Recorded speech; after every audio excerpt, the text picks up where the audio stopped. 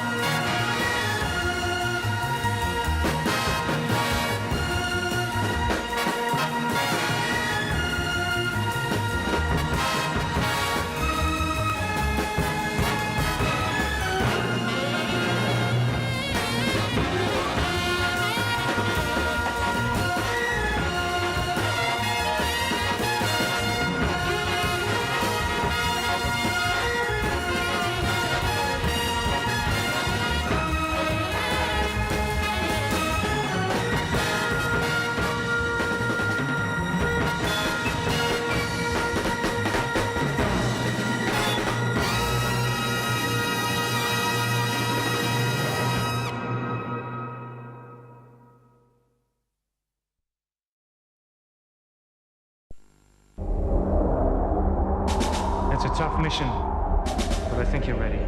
If we're going to save the colonies, we're going to need top Gundam pilots. Transforming Wing Gundam is the most powerful Gundam in the galaxy. But before you can unleash its full potential, you have to transform it from mobile suit mode to bird mode.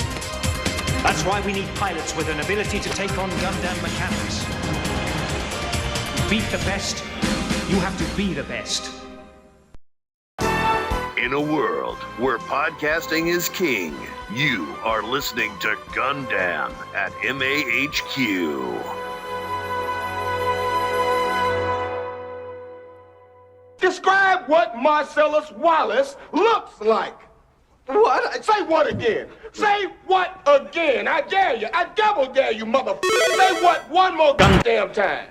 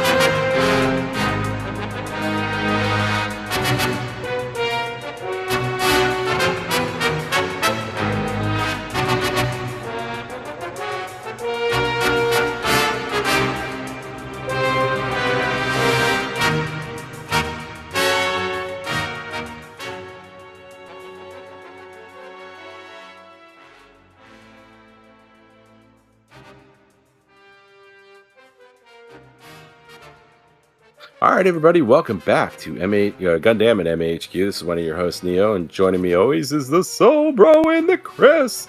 Guys, say hello. The millions and the millions. Well, don't quote that. We don't want to go down his route right now. Oh yeah, fair point. He's like poison. I mean, Oops. well, he is. I mean, That movie a couple didn't years do before very he's well. poisoned in WWE too. Oh, Homie is Yeah, not exactly. damn. Yeah, he's if there's something that's radioactive, it's him. He's struggling. Oh But my god. yeah, well, he's got only himself to blame on that. Yeah, fair point. But Chris, how's it going? It's going. And I think everybody heard our special guest, Pedro. Pedro, how's it going, man? Haven't heard from you in a while. Been a decade, it's huh? been wild. yeah. I'm just a rotting meat sack that's just kind of just holding on for dear life. Oh, wow. Oh, that's it's better to be a meat sack than a blood bag, right? Yeah, I don't know. Yeah. There you go. Sometimes I feel like I'm the blood bag, though, so. Oh, shit. Well, which is appropriate because we'll be going into year of 2015 of our year of review, and I think there's a movie that talks about blood bags in there. It came out in 2015, so yeah. See, it all ties together. It's all there. So, guys, anything as I saunter over to the Larry King Memorial News Studio for some Neo's news? Chris, anything? Should probably not Anything be with doing any news given You don't want to do news? how long Okay. these things always take. Yeah, you know what? Thank you, Chris. Thank you, Jay Jonah. I'm canceling the news. I'm canceling the news. It's canceled. Yes. So thank you, everybody, for submitting your news articles. We'll do them in episode 324. Yes, Chris is correct. We need to just get on it because as we looked at our little list here, man, there's a lot of stuff in 2015. Oh, shit's on. That's a big fucking list. I It didn't always realize. seems that there's one person in particular always adding tons of stuff to these I lists. do. You're not required. Like, if we do it the way we did the last time, we're just taking turns picking something. And then Yeah, but there's a lot of shit here, though. I'm just I giving added- you shit I because I added have ones, too. It's cool. We're This just gonna burn right through it. This was a productive. Holy crap! I'm seeing stuff in here. I was like, oh my gosh, yeah. Tomorrowland was in this year. Sure Holy was. shit! Yeah, Damn. that sunk in 2015. I actually don't hate that movie. So Well, it's relevant because we just reviewed the Iron Giant last episode. Same director, so it's all right. But yeah. So Chris, how do you want to do this?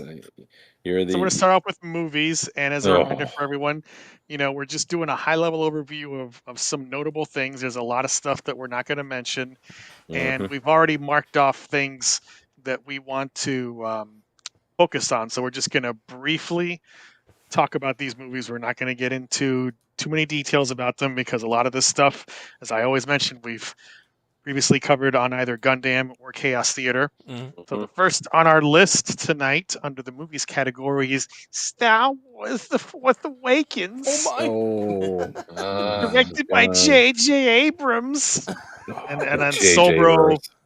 said he wanted to talk about this. So give us your piece on The Force Awakens. Yeah, I'll keep it short. I was reminded of this movie just the other day when the trailer for The Mandalorian dropped, and that trailer didn't really do it for me. But then I made me flash back to when the trailer for The Force Awakens dropped. Right, that stopped. It's one of the best trailers ever. One of the best. It is a great ever. trailer. And they If dropped you it could out bottle that trailer, Dude. like I want that energy. They dropped that trailer out of nowhere. We knew it was coming. We just didn't know what day it was coming. But when it hit, everybody stopped what the fuck they were doing. I've heard stories. People on the road, they pulled over to the side of the road. I happened to be working at the time at my desk, so I was able to just pop it up.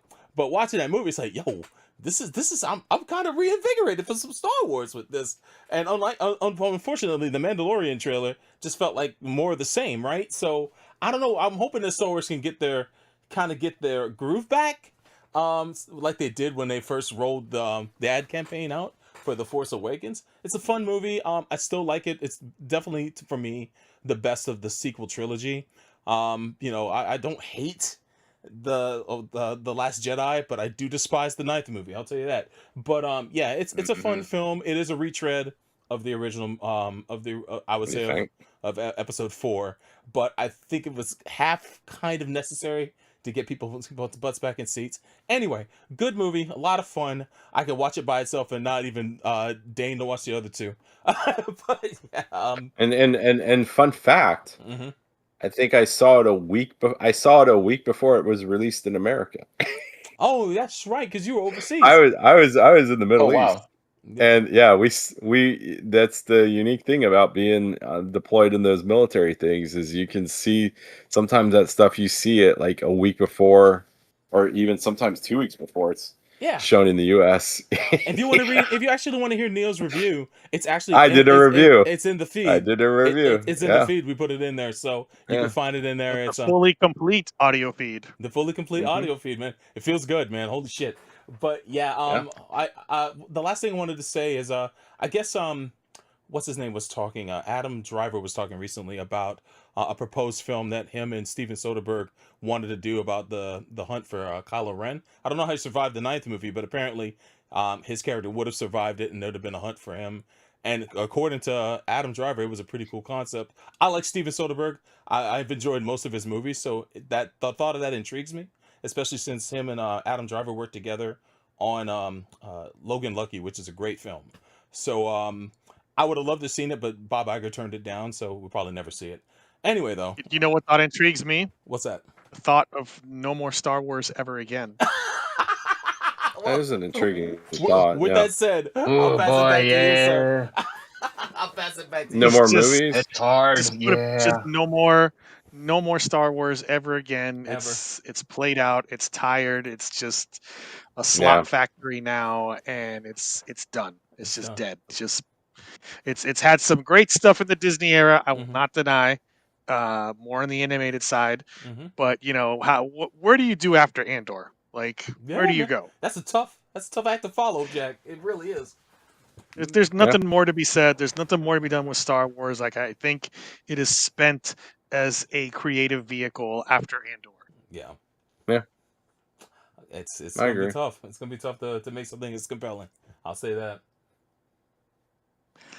All right, next up we have on the list The Martian. This is directed by Ridley Scott and starring ensemble cast led by Matt Damon, adapted from the book by Andy Weir. I marked myself for this one. I have seen this movie a bajillion times because it is my wife's favorite movie of all time, and she watches it at least once a year, Really? sometimes more, depending on her mood. It's a very well-made movie, and you know, Ridley Scott, for all the criticisms you can bear about, say, the creative direction of some of his movies in terms of like the writing, he's a very good as a filmmaker of like all of the elements that go into a movie: the cinematography, the music, the casting, the production design. Like, I mean, just look at his resume and try to find some fault in his works in that regard. Yeah. No, for sure. If there's anything that you can guarantee is that he's gonna make a great looking movie. Yeah. Yeah. And this movie is just effortlessly entertaining. It's a great cast. So many good people in it. Michael Pena, Jessica Chastain, Chiwetel Ejiofor, so many good people in this movie.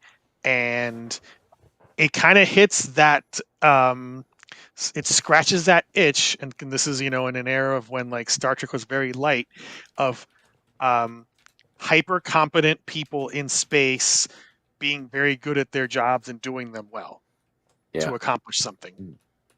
Yeah. And I do kind of like the way that like Andy Weir writes his stuff. I believe he is like a scientist in real life, outside of being an author, and that like he puts a lot of like the science in. So there's a level of believability that I feel that like a lot of other sci-fi writers just kind of like gloss over, where you're like, okay, well, he's actually laying it out in a way where like, okay, well, he could survive. It's possible. It makes it a little more real. Yeah. Yeah. Like ostensibly this is a sci-fi movie, but it's so grounded in reality that like you could believe that this might happen. Yeah. Yeah. Yeah. He makes it feel he grounds a lot of his science fiction in science fact. And Andy Weir is definitely one of the best writers working today. I was gonna ask you guys how you guys are feeling about Project Hail Mary, or if you read the book yet for that.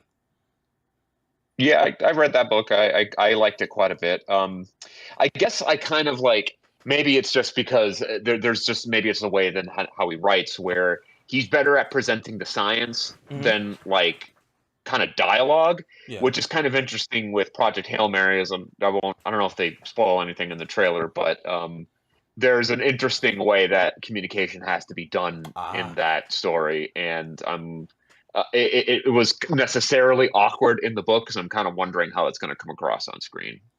I'm intrigued with that too. I haven't read the book, but I know a little bit about it. I won't say much else. I would suggest not watching the trailer, because it does hint a little bit of what Pedro was talking about. But the movie looks good, and I was hearing a lot about the book before I even saw the trailer for the film. But I like The Martian. 2015, as well. man. Yeah, 2015. When it comes to when it comes to The Martian, it's a fantastic film, man. The cast is impeccable, man. All right, next up on our list is Mad Max Fury Road. This one is Pedro and Neo, so have at it. All right, Neo, you. Oh, you want me to go? Okay. So, this is one of the greatest action movies ever. It is so well done. It hits on every level. There's not one lull in it. It's interesting. The craziness with Molten Joe's squads, and going after Mad Max, or going after Max, going after the women.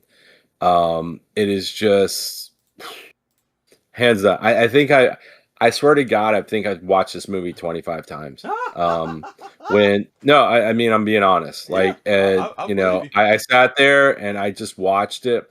I know when Marion watched it, she thought it was amazing too, and she doesn't really like things like this. It's just so well done, and if you really think about it, it's just one giant car chase. Yeah, I mean, it's really just one giant fucking car chase, and how you can do so much with so little dialogue. So the dialogue on this is so minimal, and it's just, that must have been like a 20-page script. Yeah.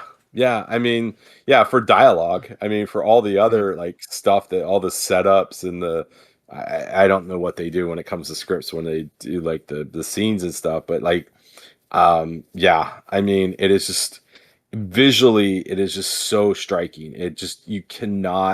I can't stop watching it, and it's one of those ones, when it comes on, or if I see it, I immediately go to it. Even if it's like the TBS like edited version, I'm right there. Like, it scratches all those things.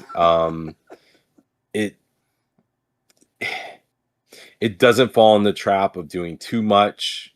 It doesn't fall in the trap of doing too little. It's just well balanced, and I think it's a great movie that really adds to that universe and makes us forget Mel Gibson, because I think outside of all the other stuff, I mean, we should all forget movies. Mel Gibson. I try to. I mean, the first movie was good, but it's that thing of like, fucking racist anti-Semite fucker. So it's like, but I just think it's and for something that was like a franchise that was kind of left dormant for so long, and to have such an impact, I mean, it's just I mean, me and Sho still talk about it. It's the fucking movie. I mean, I remember when we went to go see that in the theaters the night of launch. I saw it without my wife. I had to lie and hide it from her that I went to go see it without her first. We saw it again like 2 days later on Saturday, because she was working and couldn't make it out there. I got pulled into it because I was saying I can't go see it with my wife. Oh yes, you can. You're going with us. And so we went, and then I enjoyed the fuck out of it, and I felt guilt for 2 days. But fantastic movie, man. You shouldn't feel guilt on that. It's just, I mean, it's that good. It's so good. It's very rare that you run across a movie in modern times and you're like, oh, this is going to be a film that's taught in film class. Like it's such a tight movie. There's no fat in that movie, and every piece of meat is just so sumptuous. It's a beautiful looking movie. It's a beautiful sounding movie. Like the story is simple. It's just easy to understand. It works silent. It works as a silent movie. Yeah. You know? It would work as a black and white movie. It would work as and I mean it just, you're right, because there is not one part that doesn't lead to the next part or the next scene. Yeah. And there's no lost steps. There's just, I mean, how can you do this? It's pretty much a perfect movie. I mean, and the fact that it can bring in people that wouldn't normally watch something like this. I mean, look, it's a post-apocalyptic, Mohawks and fucking, football pad movie. Basically, it's based off of that. It catches people's attention. Yeah, it does. And it's that good. Yeah. Yeah. Nuts. All I gotta say, Chris. Pedro, yeah. That's basically all I wanted to say too. Well, shit. Well, I'm gonna piss off a lot of people by saying I don't know what movie you guys saw, because I think this movie is so vastly overrated, and people just endlessly hype this movie up, and it's like, it's not that fucking amazing. It's a good movie, but it's just so ridiculously overhyped, and y'all just proved my point, I think. Did you see it at home, or did you see it in theaters when you initially saw it? At home. Okay. It doesn't matter. I know sometimes it does. Sometimes it makes all the difference in the world how you watch this movie. And I think, and not to say that this movie can't be watched at home, but I had a great impression of this film because of the theater experience. We all had a good time. It was something that just got our blood boiling, and I really enjoy it. But I think this is one of the rare instances that Chris is wrong.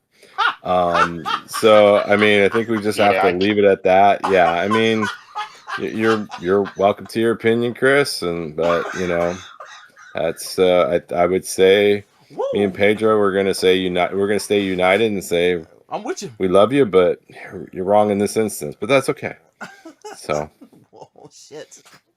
Y'all can love whatever you want. I just think it's just so. That's cool. He made his peace.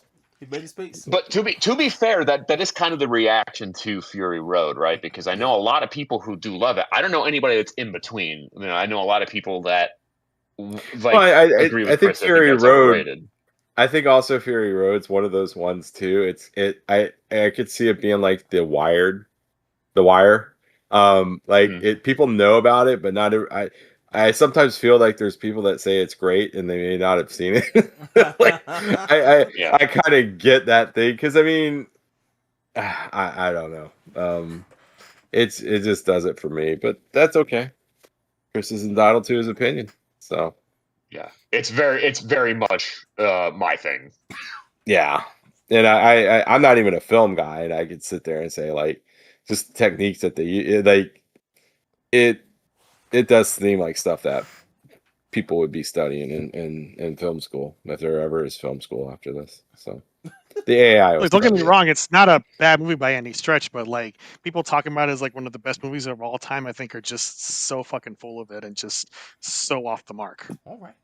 Look at this, Chris taking the stand, including all you, including all of you. Chris taking the stand, y'all just bullshit, like I do with Muppets. All right, I see you. This shit. No. Don't even do that to the Muppets. The Muppets are a fucking American institution. Oh, we're gonna talk about Muppets later. Yeah.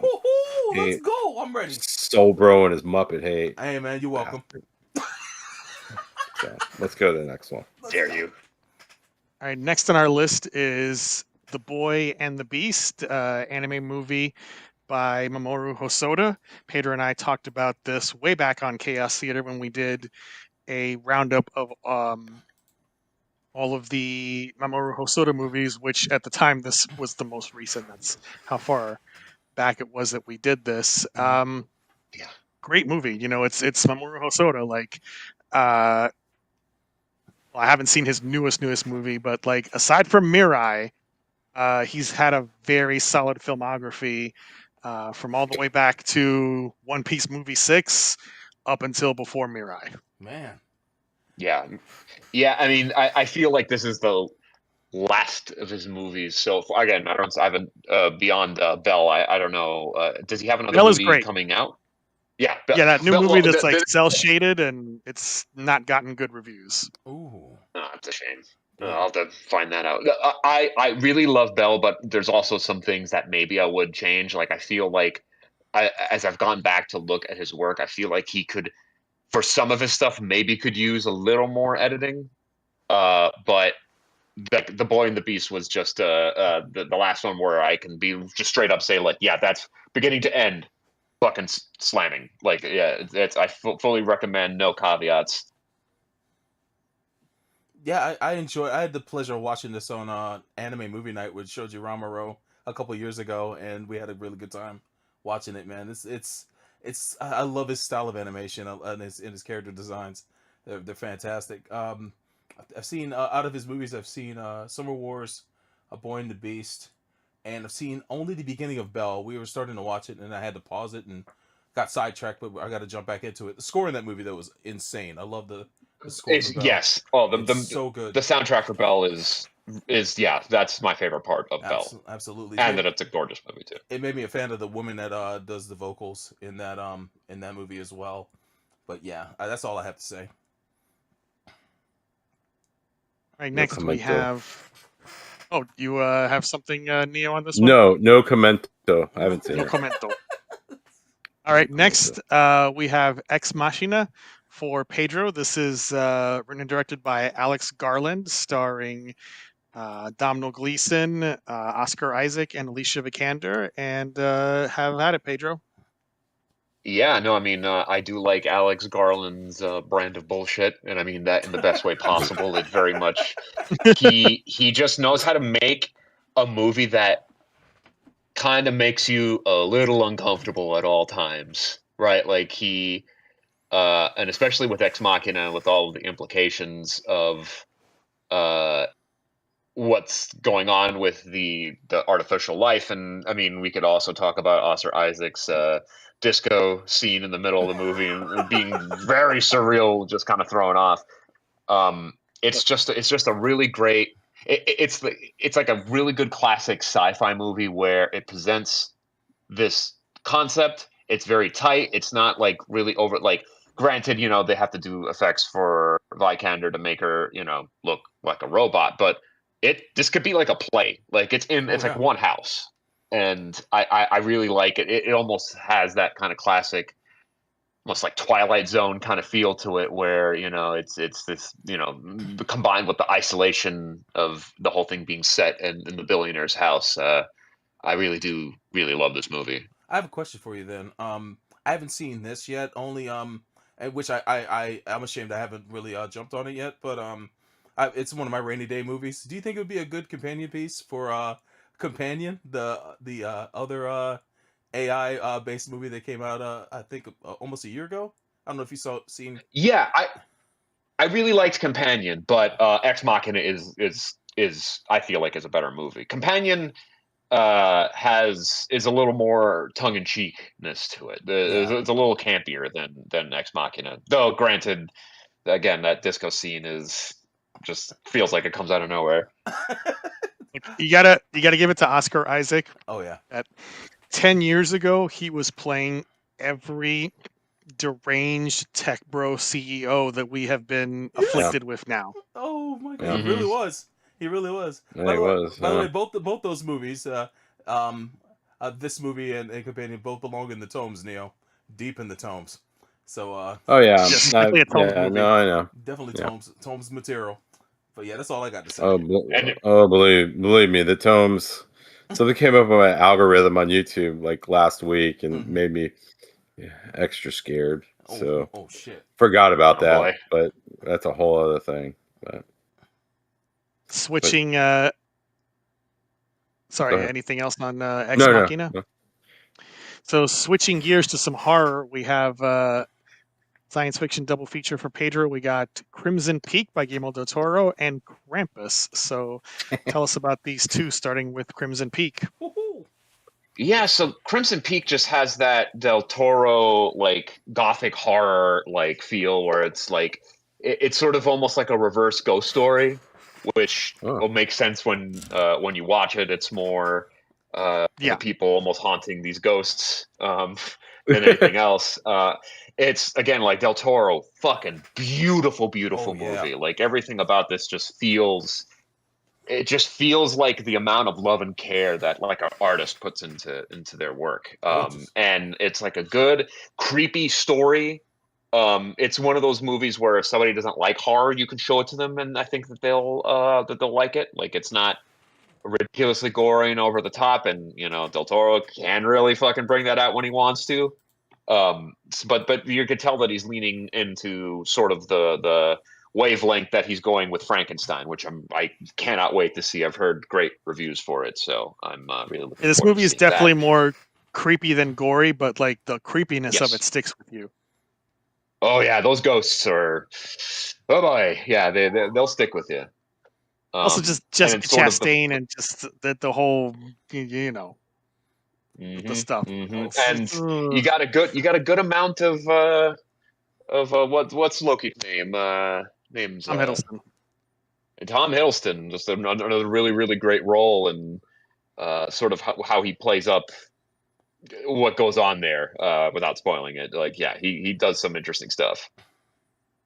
Yeah, that's some way of putting it. And the sort of the flip side of that would be Krampus, which is a great Christmas horror movie. There's not a lot of these, but like it has like really fun creature effects. Like it has like fucked up monsters, and it has Toni fucking Collette, and any movie with Toni Collette is great. I believe Adam Scott's in it too, right?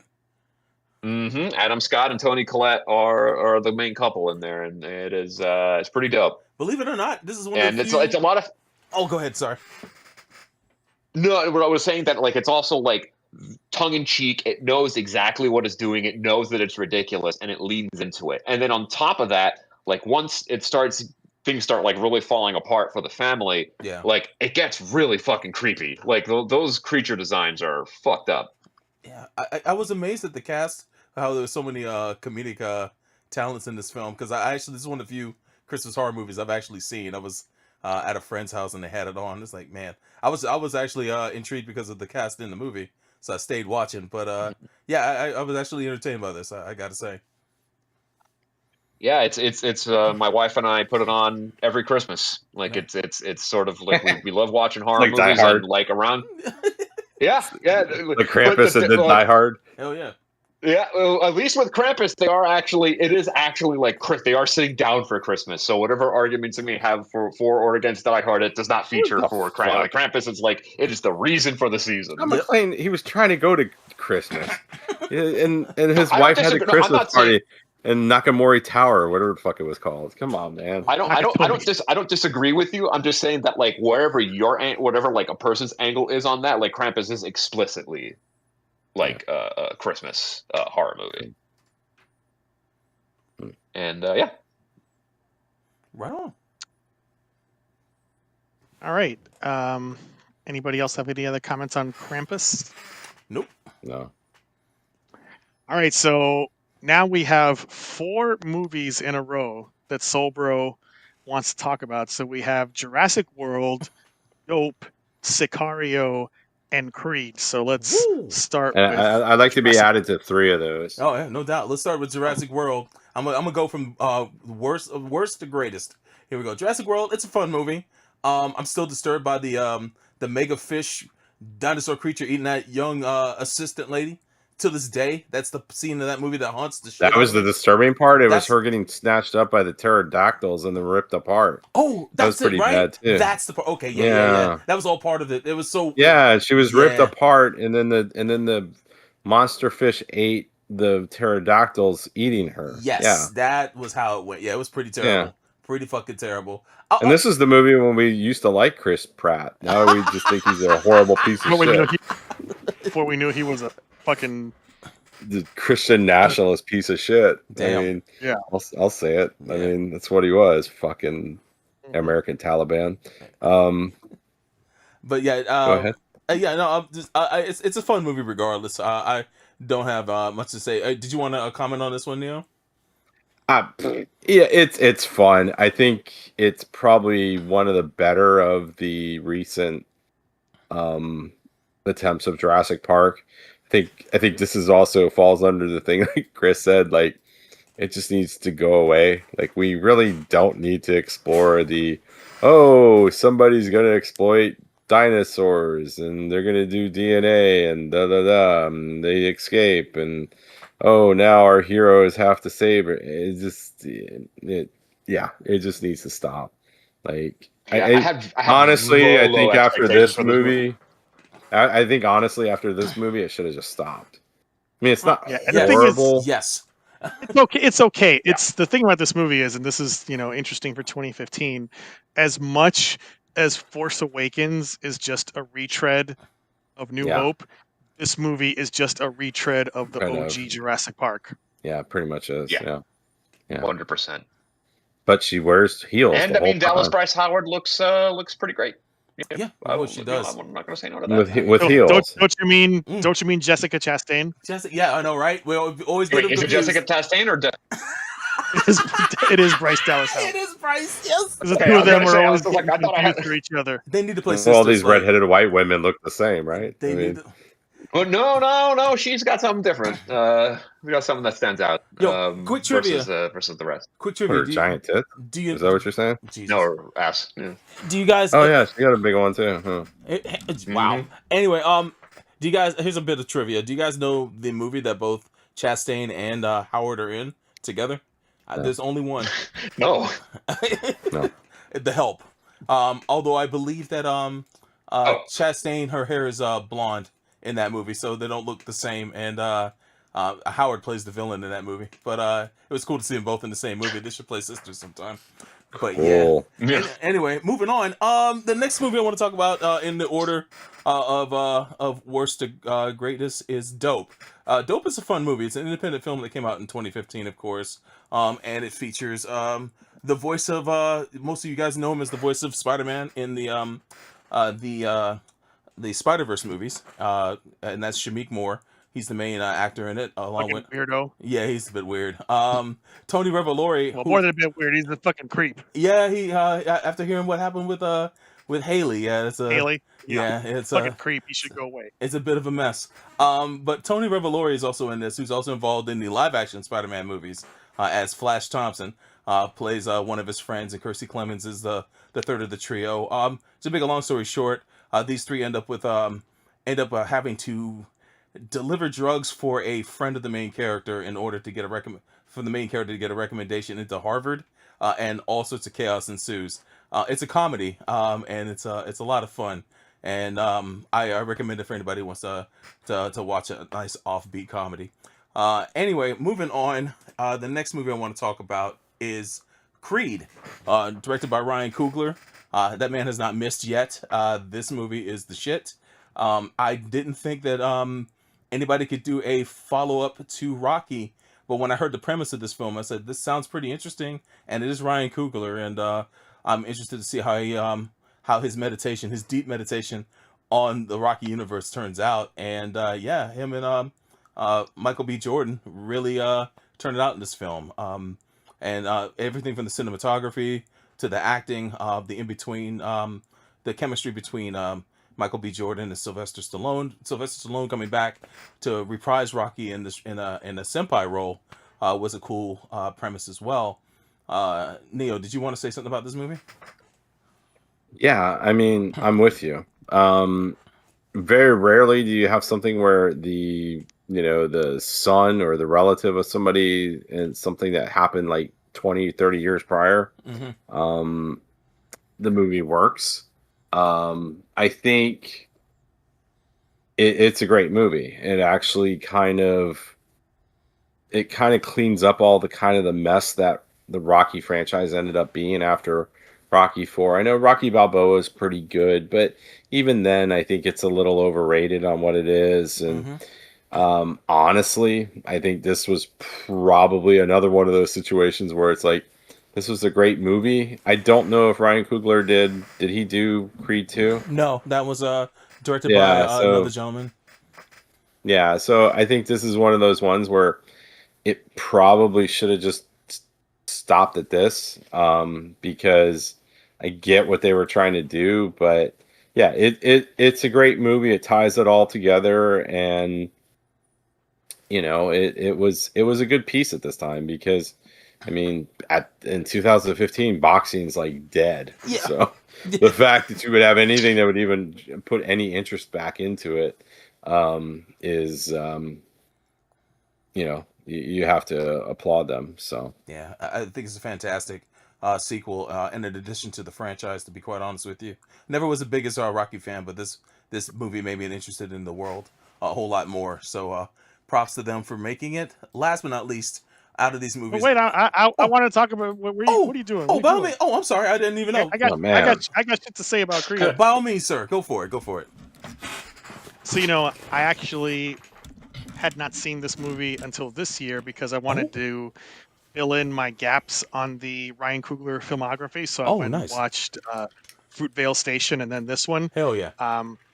Have not seen Creed 2 or 3 yet, so I have no comment on those. But I think this is one of the greatest sports movies ever made. Yes, buddy. And it does such a good job of working entirely on its own as a self-contained thing. Yeah. But then having a lot of extra meaning if you've seen all the Rocky movies. Yep.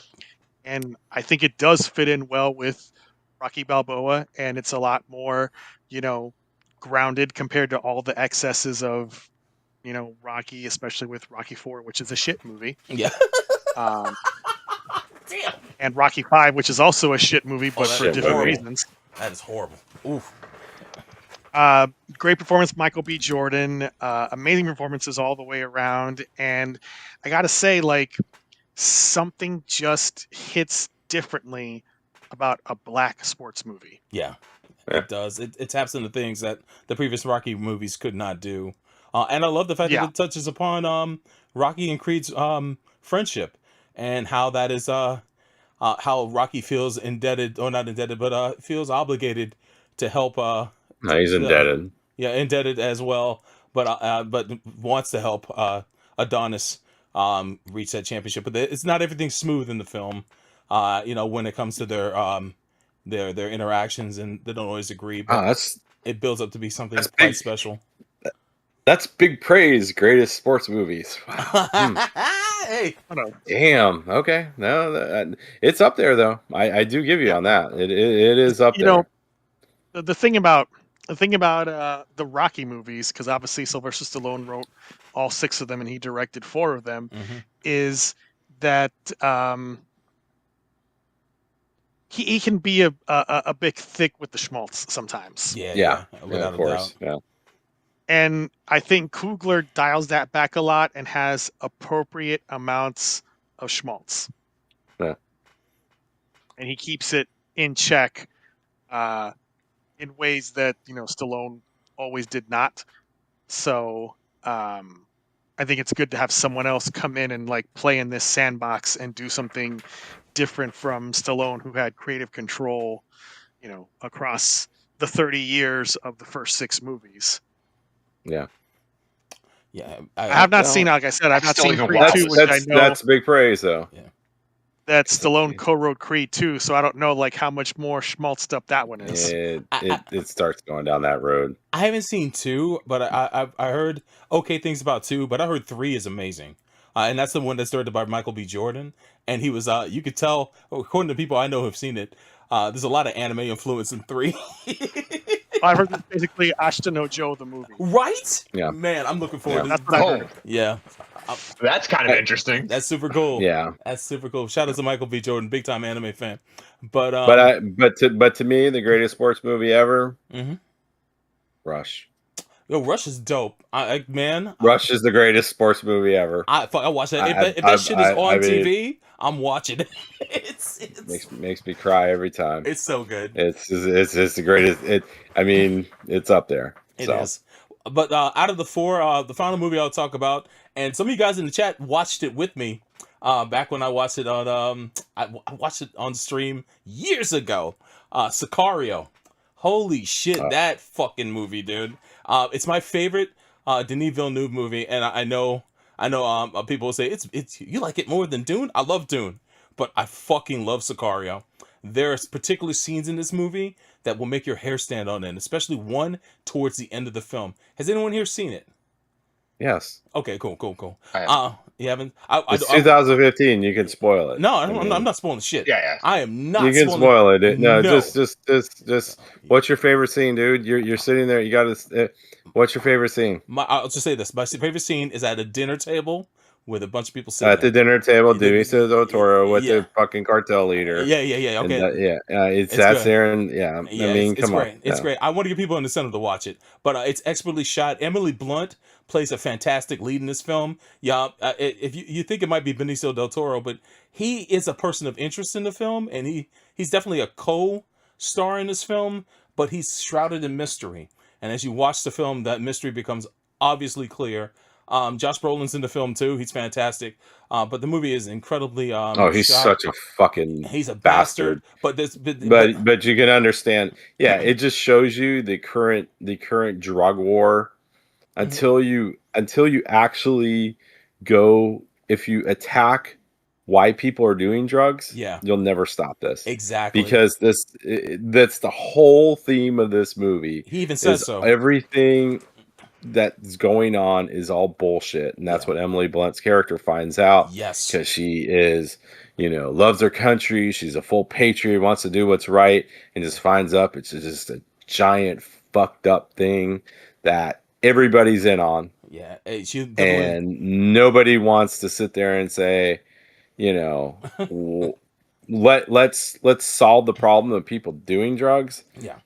Instead of just doing all this other bullshit. Oh, it's I mean, the filming of going from that kind of weird yellow tint, especially when you're in Mexico. Yep. And then the color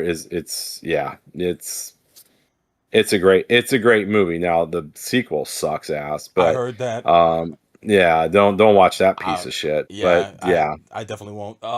But it is a good one. I didn't know he did that. Yeah, he did. I didn't know it's one of the best thrillers I've ever watched, and I love it is better than Dune. Yeah, it's when it comes. I didn't know he did it, so I was like, it is better. Yeah, it's better. It's probably his best movie. All his movies are fantastic, but this is definitely top of the list. Yeah. And I won't go on any further. But if you've never seen Sicario, you owe it to yourself to watch it. It takes that old Michael Douglas movie Traffic. Yeah. Which is kind of like the spiritual successor, and it really puts it up to the point, and it really makes you understand that it's all a game, it's all fucked, and we're not doing the stuff that if you really want to stop this stuff, you have to solve the problem of people wanting this stuff, not the people that are supplying it. It's great commentary on the drug war. Yep, exactly. Great commentary. So it would be very difficult for me to I haven't seen it, so I have no doubt you should watch it. Obviously, my Blade Runner love will never let me not say that is my favorite of his movies. I love that movie too, brother. I love that movie too. But I will tell you this: you need to watch this if you like visuals and you like, things like that. Yeah. This is the movie for you. Honestly, I'm very surprised to hear you hadn't seen this because. I'm not even a movie, I'm not one of these people amateur movie guy, but this is one of those ones where it is a tutorial of how to take a very complicated subject and show all sides of it. I think that to me is the bigger thing. You see all sides of it. It's not saying that one side is better than the other. They're all fucked. So, yeah, absolutely. Well, I'll definitely add that to a list of things to watch. Awesome. Yep. Awesome. Back to you guys. All right. Next up, Sobro and Neo wanted to talk about The Big Short. I'll let Neo take the lead on this. Neo, I know. Okay. So I will say this. I'm not going to do my Jim Cramer impression because he does show up in here. this is one of the I've read the book also. Mm-hmm. So this is one of the better adaptations of a book too. What makes this great is this talks about what caused the 2008 financial crisis. Mm-hmm. It shows us 3 different hedge fund investment managers who do something out of the ordinary. They basically short, which is when you short a stock, you are betting that it's going to go down. You buy it at X price, and then you're hoping it goes down. Once it goes down, because you're buying it on credit. I'm buying 100 shares of this stock on credit for this price. I know tomorrow it's going to be, I'm buying it at, $25. I know tomorrow it's going to be 15. I'll buy it at the 15. I'll sell it. I'll fulfill my obligation and give it back to you.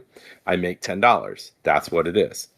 And this was about 3 investment men. And there was actually a few other people that did this, but this is, and that's actually in the book, but for the sake of the movie, that shorted the housing market because they saw that there were problems with the housing market, and they made billions. It is a situation like that, but it is a clear example of these people sitting there, some of them having a crisis of conscience, going, what the fuck am I involved in? And it is basically showing that nobody knew what was going on. They were too greedy, and what was inflicted upon the country during 2008 was completely self-inflicted, and it could have been prevented. There were warning signs, and that these people were laughed at, and that when it did happen, it was horrible for a lot of people. I'm sure there's probably people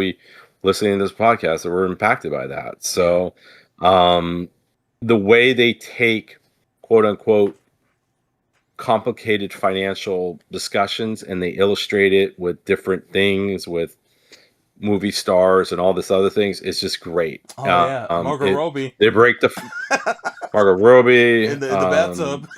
Selena Gomez. Yeah, actually, I think the Selena Gomez one and the Anthony Bourdain one are probably the better ones. Oh yeah. I know. Seeing Margot Robbie in a bath, with her actual accent, talking about something, got everybody hot and bothered. It was a great scene.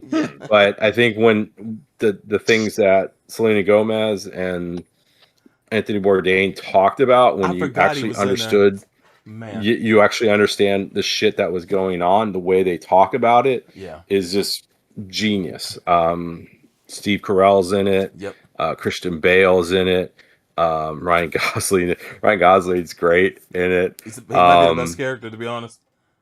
Dude from the son from Succession, the one that Kendall, I think it was Kendall. Yes. The one that that one. That he's a great actor. But yeah, it is really just, and it's very faithful to the book, because the book, Michael Lewis, I mean, he's written a lot of things. He's the guy that wrote Moneyball, stuff like that. Yeah, that's right. He talks these anecdotes and stuff like that is kind of the way that he writes the book, and it's a great way of explaining something that a lot of people really were like, oh, this is too much. But when you really look at it, everybody knew this should have happened, and it's a bunch of people. When a bunch of people that act like they know what they're talking about, and they don't know how shit works. Yeah. Like there's a part where Steve Carell's with this one dude, and he's like, he's at the sushi bar with him, and he's talking to him. He's like, well, so you're doing all this stuff, and he's like, do you even know what this does? And he's like, it doesn't matter. It makes me a big commission. Like that's what it was about. Yeah. So it's well. There you go. I'll keep mine short. This movie, I might as well call it the story of how I got my house, because we got our house, the house that I live in now. We got on a short sale because short sale with foreclosure. Because of that, we got this house for a fucking song in 2010, 2 years after the crash happened. So but watching this movie, it definitely opened up why this happened. To find out that Christian Bale's character ran a firm out of Florida. So if I was in the know, I could have gone over there and invested. According to no, he wasn't. Go ahead. He wasn't in Florida. He's in Cyan Capital is in the Bay Area. Oh, because they made it seem like it was in Florida. Maybe they changed the No, location. Okay, maybe I just misread that then. Never mind. they didn't make it. They didn't make that at all. Well, shit. Like, Well, there you go. yeah. All right. Well, but the thing that gets me about this film the most, besides the story involved, is Adam McKay as a director. He went from Anchorman 2 to doing this, and then he's kind of stayed on this tip with Vice, which is that biopic about Dick Cheney, which followed this. But he likes to pull from like his comedic cast that he works with a lot. Steve Carell, of course, was in the Anchorman movies and some of his other previous work. So to see him in this film playing a serious character, it's not a surprise because Stephen Carell, he has range. And actually, he's actually the breakout guy in this. Yeah. Like, I know what you're saying. Ryan Gosling's good. He's good in a lot of the stuff he does, and he's the character. He does the character well. Yeah. But it's actually. Wait, I do find it funny. There is a reference to Dune in there where they're sitting there. They're like, oh yeah, where Ryan Gosling's like, what's going on? Like he's going crazy here. Looks like his face is boiling like the bad guy from Dune, and this is like referencing the old Dune movie, not the ones that we know of now. It's movie. Just like it's also once again one of the, and Brad Pitt's in it too. Yeah, he sure is. I mean, this is and he's like that, he's the doomsayer. He's the one that sits there and he really puts reality when the two guys that he's helping he's like, what the fuck? You just realize that and he just starts rattling off these things. It's like every $1 billion that the GDP goes down, there's like 33,000 suicides. It's like, I mean, it's correlating all this stuff, the and reality it just behind. shows that people knew this was going to happen. Yep. Nobody listened to them. And when you hear that something is too good to be true, means it is. Yeah, it's true. That's the message there. Yeah, but props to Adam McKay for being able to make this kind of turn in his career. I enjoyed Vice. I have not seen what's that? You just mentioned the show a few minutes ago. Succession, which he also produced as well, and Succession's good. It's a compelling film, and it kind of made him turn the corner on some of the stuff he wanted to broach because he's very political. So this is a fascinating movie. I enjoyed it when I saw it a couple years ago. So yeah, that's all I got. Yeah, like Mad Max Fury Road, it has no fat. There you go. So. All right. Next up, we have Solbro wants to talk about The Revenant and Leonardo DiCaprio getting munched on. Yeah. I'll keep this within 30 seconds. This movie, I was riveted from start to finish. I heard a lot about it leading up to its release because it was like the darling of the award season. Leo, he finally got his Oscar off this film, man. Props to him. But he turns in a great performance. What's his name? Also is in this. Tom Hardy. And Tom Hardy plays a right asshole in this film, and I do enjoy what happens to him towards the end. But yeah, it's a fascinating film. I still don't understand how Leo's character survived. I do not. That shit seems impossible. Either that or we were made of sterner stuff back in the day. But yeah, that's all I got to say about The Revenant. It's fantastic. Anybody else have anything to say about this movie? No, I know there's a bear in it. That's about it. Well, it sure is. So a bunch of other stuff we're not going to talk about. We had 2 Pixar movies this year, Good Dinosaur and Inside Out. We talked about them on Chaos Theater. We had 2 MCU movies, Avengers, Age of Ultron, and Ant-Man. Talked about them on Chaos Theater as well. So the last movie we're going to talk about, Pedro wants to say something about It Follows. Oh! Yeah, I'm gonna say this real quick. I actually didn't watch this until like about 2 weeks ago. This is one of the things that had always been on my list, and my wife and I watched it as part of our annual glut of horror movies leading into Halloween.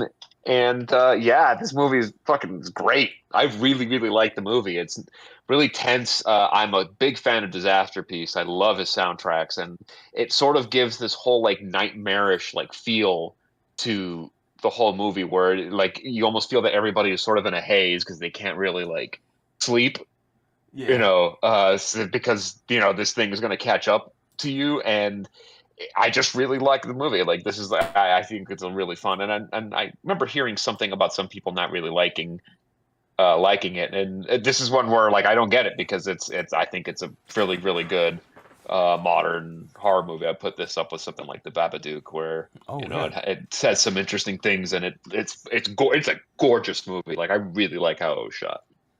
Yeah, the premise is burned into my brain. I have not seen it, but I've seen the trailer to at least know what the premise is. It's kind of it's very the premise is wrap up that rascal. Yeah, wrap your shit up for real. Mm-hmm. It's wild, but good shit, nice pick. Yeah.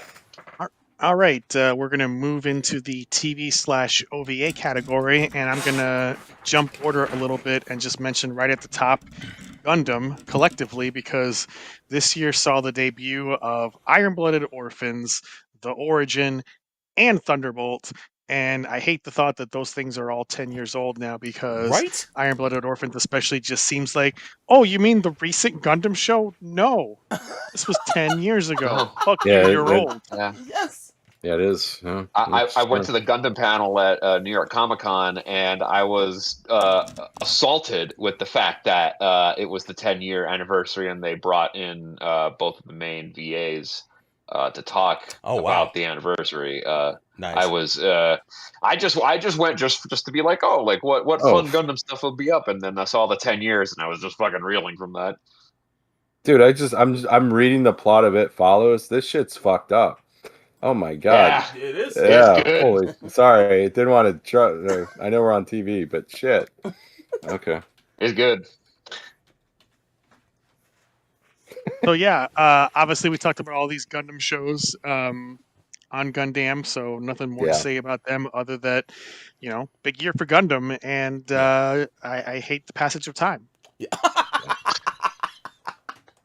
Yeah, give us the Calamity War, motherfuckers. Yes. That too. So next up we have The Magicians. This is one that I'll be talking about. This was a sci-fi TV series adapted from the fantasy novels by Lev Grossman. So picture this, if you will. Take Hogwarts, but make it a grad school, and your main cast, what if most or all of them are neurodivergent, they're all really hot, and they all fuck each other? Oh, nice. And there's, it's pretty good. Yeah. Magical misadventures and hilarity and big time problems as well. But, yes, also they're all hot and fuck. Okay. That's all that needs to be said. You're trying to sell me on this? The great show got canceled after the fourth season. It does have an ending. Oh, nice. But it was really good while it lasted, and I miss that show a lot still. Man. Hey, it's cool though. You got 4 seasons, man. That's more than most sci-fi shows get. Yes, really. Man, I'm surprised it made it that far. Yeah, man. That's especially not because considering of quality, just because of at the end of the 3rd season, the lead actor is gone, and the 4th season was without him. So it's like that's pretty ballsy thing to do. Oh wow. Yeah. Sadly, it hurt the ratings, but it was still a great show, even with that big change. Go check it out. I think it's on Netflix or probably Peacock. Who the fuck knows? Or Hoist a Flag. I don't give a fuck. Just go watch it. Yes. Yeah, Hoist a Flag at this point. Yeah. At this point, it's 2020. It's 2025. Hoist a Flag. Who gives a fuck about anything? Yeah. Stick it in David Ellison's asshole. That too. Next up, Pedro wants to talk about documentary now. Okay, this will be real fast. This is basically several mockumentaries where they'll take kind of a famous doc and they'll do a spoof on it. And I know, oh my god, the names are escaping me because it's a little bit later at night. But a lot of real well-known comedic actors. There's this SNL guy. Oh my god, the guy from former The Thing. SNL writer. That guy from the thing. Fred, the guy from high the on thing. coke. Fred, what's his name? I forget. Well, Fred Armisen is definitely rolled. Fred Armisen definitely. I'm not talking about Fred. I'm talking about Andy Samberg is in it. Gotcha. And it's just like, if you like, I'm not like a big documentary guy, but even I recognized a couple of like the references. There's one specific episode that is like talking about like the cast recording of like a musical that is so fucking ludicrous from beginning to end. Like if you love like the Christopher Guest movies, like this is like it's like 2 or 3 seasons of that stuff. Man, so definitely watch that. Hell yeah, best of the show, baby. Yeah, if you didn't watch documentary now, if you haven't seen it, you will very much like it. I'm gonna take you up on that then. I'm a sucker for that, boy. Good shit. Yeah. All right, next up, I know Pedro's been waiting for this. He wants to talk about the Muppets. Oh shit! Yeah. Talk some Muppets.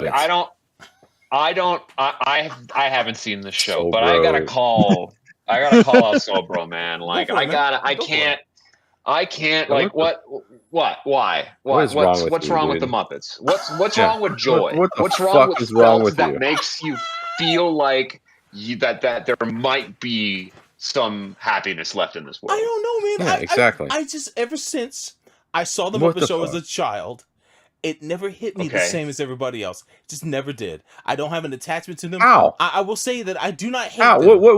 What didn't hit you? The Muppets are diverse. I get it. It's a universe. It's a universe. It's a universe. Yeah. Silly assholes. It's silly idiots. I mean, it's like America. It's like a bunch of diverse people and 2 old rich assholes. They sit there and they make fun of everybody. I'm sorry. So it's America. White guys. Yeah. I'm sorry to be a feltist. I mean, what the fuck is wrong with you, dude? Seriously, why would you hate the Muppets? I mean, seriously. You have to know if you're gonna hate something. At least, these people that hate shit, they know why. I don't like Sid and Marty Krofft either. Those shows also like Land of the Lost. That's got nothing to do. And we're not. And they're ripoffs of. No. Of Jim Does it Henson? feel old to you? Is that why? Is that why you don't like it? Because the Muppet Show was on TV when I was 3. It was airing actively, so it doesn't feel old to me. I came up with it. I will say this, Pedro. Do you hate Baby Yoda? Do you hate Grogu? I will say this. He's a Muppet. He's Muppet adjacent. I have nothing but respect for Jim Henson. Nothing but respect for that man. That man accomplished a lot in his life. Like Sesame Street? I do, and I was about to get in that. Sesame Street is one of the exceptions to the rule. Sesame Street taught me a lot at the age of 2. I credit Sesame Street to teach me how to read when I was 2 years old.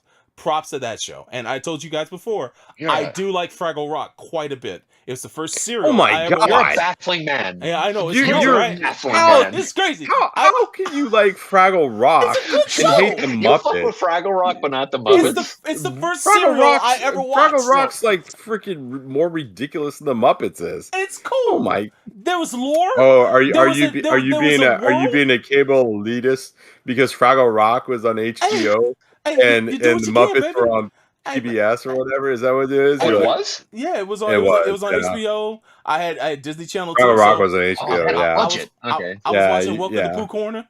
All that shit, man. It was a good time, man. I was 5? Good shit. But yeah, man. I Rainbow Junction, whatever the fuck that song is, it never hit me. My wife loves the Muppets. Rainbow Connection. There you go. The Muppets hit Manhattan. You're killing me. You're killing me, Smalls. See, he's got no answer. He's just a straight up fucking Muppet hater. Please hit me. I got a question. Go for it. Have you seen the 1979 or 2011 Muppets movies? Yeah, I've seen the one from '79. Definitely, I've seen that.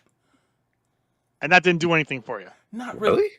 Not really. I Why? I want to say you might be a replicant. When they re-released it in theaters in the early '80s, I want to say my dad took us to go see that as well, and it didn't really do much for me. I'm sorry, fellas. It's just. Let me ask you: if you saw a turtle on its back in the desert, would you help it out or no? Of course, I would flip it over. I'm not. But here's to get that voice. Here's the thing. You might be a Nexus 7 that knows how to lie about that. Exactly. You know what, Sobro? I'm gonna give you some homework. All right. Watch the 2011 11 Muppets movie. Yep. Written by Jason Segel and co-starring him and Amy Adams, and report back to us what you think about that. If I like it, should I watch the sequel as well? Because yeah.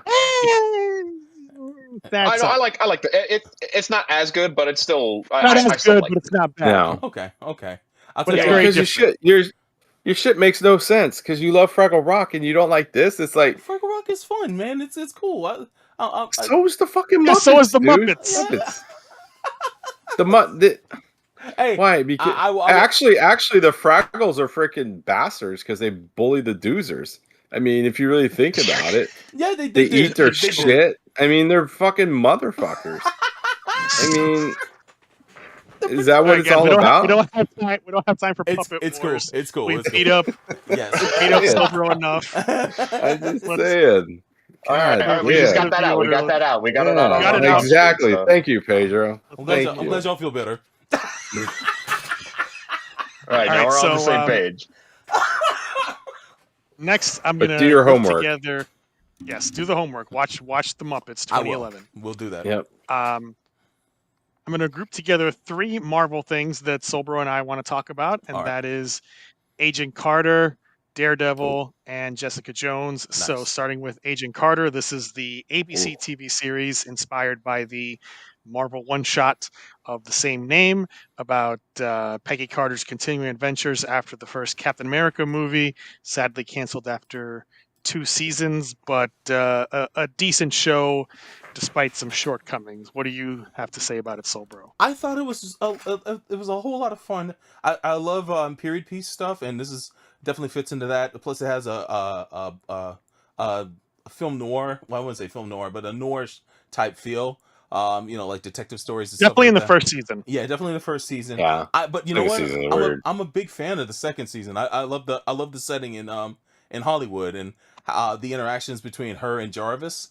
Props. I'm a big fan of Haley Atwell. Let me just put that on the table. She's one of the most charming people on the goddamn planet. So you put her in the show, and I'm checking it out. But the show had a great cast. James D'Arcy was Jarvis. Shea Wiggum was in the first season as part of S.H.I.E.L.D., I want to say. Or was he in season 2? I got to go back and look. But I'm a big fan of Shea Wiggum. Anytime he shows up in something, he always plays an interesting character. But I like when the story involves Roxxon Oil, which I know season 2 had a big arc with Roxxon. It's just cool to see a lot of old Marvel stuff show up in this show. Agent Carter has always been one of my favorite characters ever since I was first introduced to her in the first Avengers. So to see that she got a show, I thought it was always an apropos thing, and I'm sorry it didn't go any further than 2 seasons. Maybe we'll get at least one more thing with Haley Atwell in the future, but in the Marvel world, but we'll see. But that's what I got to say about Agent Carter. All right. Anybody else have comments on Agent Carter? No, I thought it was good. I mean, I think, and I unfortunately, this is the beginning of the backlash of all the fucking fanboys. Because there was so much vitriol about this. Because it showed what a woman had to deal with. Yes. It actually showed something that a lot of minorities and women had to deal with once World War II ended. Yep. Because here's the story, folks. All the white guys went and started fighting. Then they started dying. Mm-hmm. And so you have to supplement this stuff. And you need these guys, you needed women to go in the factories, minorities to go in the factories. They were doing this. Nobody cared because at that time we were at war. And the whole idea was to beat the Nazis and beat the Japanese. And that was the whole thing they always heard. But then when the war ended, what comes back? Misogyny and racism. Oh boy. So yeah, this is what it talks about. Yeah. Put those women and those Negroes in their places where they belong. You women did a good job when we were fighting the Nazis and the Japanese, but we don't need you anymore. Back to the kitchen with all of you. Yeah, it's basically what happened. Yeah. I mean, you're not wrong. I know some people will say I'm hating America. No, I'm just stating the facts of what fucking happened. This is historical record. So the fact that they did that, and unfortunately, this is because I remember seeing the shit on the internet. Oh my god, you know, all the fucking incels were going crazy about this. So, you know, no, I liked season 1. I thought season 2 got a little weird, but it felt like it was supposed to have a season 3 to kind of explain what was going in there, and the fact that you don't get it is what kind of kills it. So but season 1 is a good standalone story. This whole mystery of like who framed Howard Stark, and you know what's going on, and you know, so if you just watch the first season, like it's a good standalone story. Unfortunately, while this initially was part of the MCU, it has since been retconned out of it, just like Agents of S.H.I.E.L.D. Right. But it's still out there. You can watch it. Like, who gives a shit? Just watch it and enjoy it. Yeah. Next we have Daredevil. This is the Netflix Daredevil series that kicked off all of these related series, which included Jessica Jones, Luke Cage, Iron Fist, The Defenders, and The Punisher. Yeah, on Iron Fist and The Defenders, both shit. Yeah. But Daredevil, starring Charlie Cox, really great show. Very heavy noir vibes, known for its fight choreography, especially that hallway scene in season 1. Man. But also the prison scene in season 3. So good. It's insane. Vincent D'Onofrio is just amazing as the Kingpin. That is like a career-turning performance. Like, he just brought that character to life so well as just this very broken, violent man, but still very interesting. You know, not to say that Michael Clark Duncan didn't do a good job in the very mediocre Ben Affleck Daredevil movie, because he did, but obviously that's just a 2-hour movie and he only had so much to work with. Absolutely. But D'Onofrio, just like, he's a revelation in this series, and you know, it was a shame that it got canceled, but obviously now we have Born Again, which started off as a reboot but then got rebooted to be a continuation. So you know, the old crew is back together again and still proceeding with a second and now apparently third season. I will say this with Daredevil. I was never the biggest Daredevil comic book fan. But when I heard that they were going to make this, it made sense to me. Yeah. Because of that time of the MCU. And then what they did with it, because the thing about Daredevil is it was always so kind of raw and kind of the film noir type of thing. But the biggest thing with the Daredevil comic books is always he was a fucking lawyer. So, you know, the fact that they really put that in there is it is, I mean, like you said, the Kingpin really makes it, but I think, you know, just the performance and the way that they do Daredevil in this, I think it works, and it's probably something that, you know, Marvel and Disney have lost now. I know.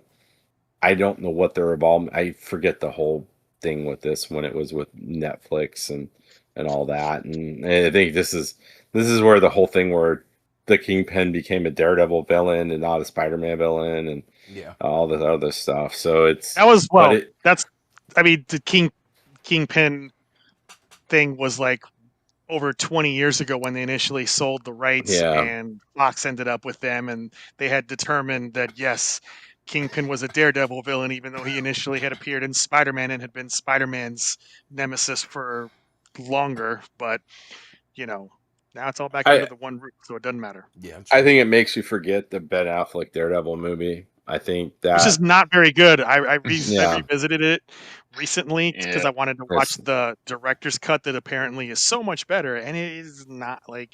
it's not a good movie. You know what that movie is? Even though that movie's from 2003... like the filming, the editing, the style, like it is a relic of the 90s because Yeah. that 90s style still bled into things from the early aughts for a couple of years. Yeah. And that movie just seems so incredibly dated for its time. Yeah, it's right before Batman Yeah. Begins, I'm which started to help to inform the different kinds of movies you can make Yes. based on comic book properties. So yeah, if anything, it definitely reflects that old style. Well, it's the old style. Yeah, there's but there's it's one also... shot I like in that. What shot is that? There's one shot I like in that movie. The first time when he sees Elektra when it's raining and it looks like it's raining diamonds. Like the first time I saw that, coincidentally, was the first time I smoked weed in high school. So I was high as a kite, and I remember that really sticking in mind. So you probably enjoyed that since movie rewatched more it. than it deserved. Right? No, it was still awful. It was still not a great movie. But I remember being at least like, oh man, that's real pretty. And then that shot still does hold up. Like I still think that's still like a interesting, really pretty shot. But everything else, the rest of that movie's a drag. Man, I think the other problem with it is that, you know, it's got that 90s style to it, but it also, you know, Ben Affleck was a big star at that time. I mean, I guess he's still a big star now, but he was a big star at the time. And it's like, that's when it felt like, oh, we have to have a big star to do this. And, you know, the dude that does the, you know, the Netflix show, not a big, Charlie Cox? I mean, he was, he wasn't a big star. Yeah. Not on the Ben Affleck level. No. I mean, so funny aside, not, you know, to make this the last note on the Ben Affleck movie, which is not what we're talking about. No doubt. At the time, he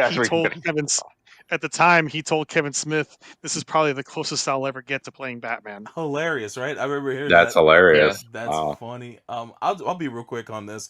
Charlie Cox doesn't get enough praise for playing Daredevil, man. He's really good. Well, I think he gets a lot. Oh, you think so? I think he gets a lot. Yes.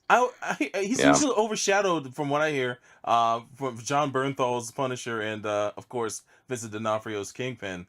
But I quite enjoy him. I liked him in Boardwalk Empire as well. So when I saw he was cast in this, that piqued my interest right off the bat. But I will say the greatest. I listened to this podcast called The Midnight Boys over on The Ringer, and this week they were talking about the greatest MCU crash outs, characters that crashed out in the MCU, and they brought up Punisher's crash out on The Stand, and that might be the best crash out in the MCU. I don't know, but that performance was off the hook, man. You know, John Bernthal, he always puts his ankles in it whenever he has a character in crisis. So it was a great scene. It makes season 2 at least half a great season. The other half, it's got some problems, but it's still cool. But season 3 is definitely the best. Season 3 just really brings it home. Oh, brother, it's the best season at all. I was because I watched that right before the Disney series started. Because I saw the first 2 seasons, then fell off. Then right before the Disney show started, I sped ran season 3, and it's like, yo, this shit is amazing. Especially the last episode is so good. So it's a solid damn show, man. It's fantastic. Well, Neo, what I would say to you and to anyone, the 2 consecutive runs from the late 90s and early aughts by Bendis and Brubaker are so good. Some of the best comic book artwork you'll see, especially in the Bendis era, with the art by Alex Maleev, which is just beautiful. Ooh, nice. Also some great work in that era by David Mack. Some of the best like ground level superhero comic book stories there are, and those 2 runs were like big inspirations for the Netflix series. So I would encourage anyone to read them. They're available in Ultimate Collections. Those 2 runs by Bendis and Brubaker, they're really fucking good, man. And worth exploring. I get you on that. It just was never one of the superheroes I always respected it, but when I heard it, it's just like, okay, they're gonna do this live action. I always felt being done right makes sense, because not every superhero can do a live action thing. So So moving on to Jessica Jones, which is inspired by the Alias comic series by Michael Bendis. This one stars Kristen Ritter and is about a former superhero, small-time superhero who had some trauma, turned private detective, and my favorite line about Kristen Ritter as Jessica Jones. I don't remember if this is in The Defenders or in Jessica Jones, that someone describes her as Super Joan Jett. Yeah. Yeah. Hell Yeah, yeah. she is. Yeah. That's what I'm talking about. Yes. So I will say Jessica Jones not as good as No. Daredevil, which is the Daredevil. best of the Netflix shows, but it is solid. Mhm. It did introduce us to Luke Cage, Yep. and David Tennant is really good in the first season as Purple Man, Yep. as the big baddie. He's very creepy and quite terrifying sometimes. Season 2 was solid. I have not watched season 3 yet. We do know that she is coming back in season 2 of Daredevil Born Again, Yep. and there's rumors that her show might get revived too on Disney Plus. That would be dope. Hopefully, it's both her and Luke Cage if they pair it up. But not Iron Fist. Oh, not Iron Fist. You can keep him. God. But fuck that. Get a new shit. Iron Fist. Yeah, man. Yeah. I'll tell you this. Redo that. Yeah. Yes. Mike Coulter needs a job because Evil got canceled. It did. Throw the man a bone. Yeah, please, by all means. He's an awesome actor. Shout outs to Jessica Jones. I enjoyed the first season, which is all I've seen of this. But I will say this: Chris, you're not wrong. The most horrifying villain out of all these series is definitely the Purple Man, and David Tennant is wonderful as that son of a bitch. Mm-hmm. That guy, just his power, is so horrifying. The shit he can make you do, and you have no willpower to stop it. It's so frightening. When I watched the show, I was on the edge of my seat anytime he showed up, just to force people to do whatever he asked them to do. It's unbelievable. But fantastic series, man. I'm looking forward to seeing her return in the new Disney continuity as well. But yeah, it's good stuff. Yeah, I think it's good. I agree with Chris. It's not as good as Daredevil. I think in that whole batch of the Netflix shows, Daredevil was the best, but definitely good. And once again, really had that kind of slice of life. Like, okay, I'm a superhero, but I also got to deal with shit in the real world. So, yeah. All right, I'm gonna pair together two more things that Sober wants to talk about. One of them is Better Call Saul, and the next is the thematically very similar Dragon Ball Super. Yeah. Certainly. Better Call Saul, I've said this before and I'll say it again, it's the best example of how you do a prequel series ever. It is from start to finish a gripping series. If you loved Breaking Bad, I think it's better than Breaking Bad. You can tell that the writers who transitioned from Breaking to this series only evolved and improved throughout the course of this, and how layered each season is, especially thematically. It's something that people who want to get into show running, this is a show you need to watch, because how you run a show is they run a clinic on this between Peter Gould and Vince Gilligan.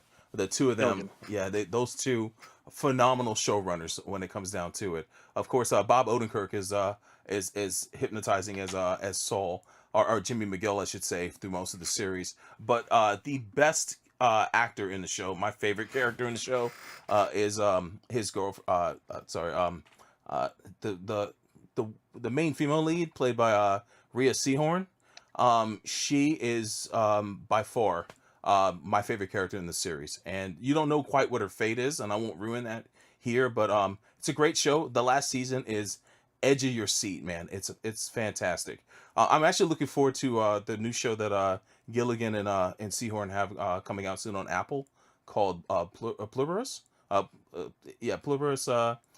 It's about to come out. It's shrouded in mystery, but I just saw the new trailer drop for it today, and it should be out in a few weeks in November. So check that out, man. I won't ruin it for you, but check out the trailer.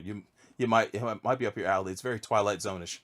But Better Call Saul, the whole cast, give them all the Emmys. One of the greatest tragedies of this show is it was nominated for fleets of Emmys every year and did not win one of them. Not one Emmy.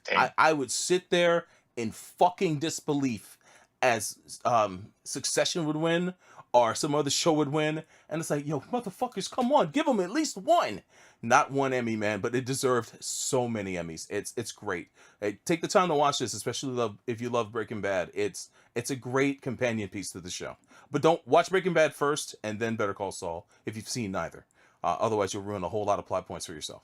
But yeah, great stuff. I take it nobody here's seen it, so I'll just move on to Dragon Ball if that's the case.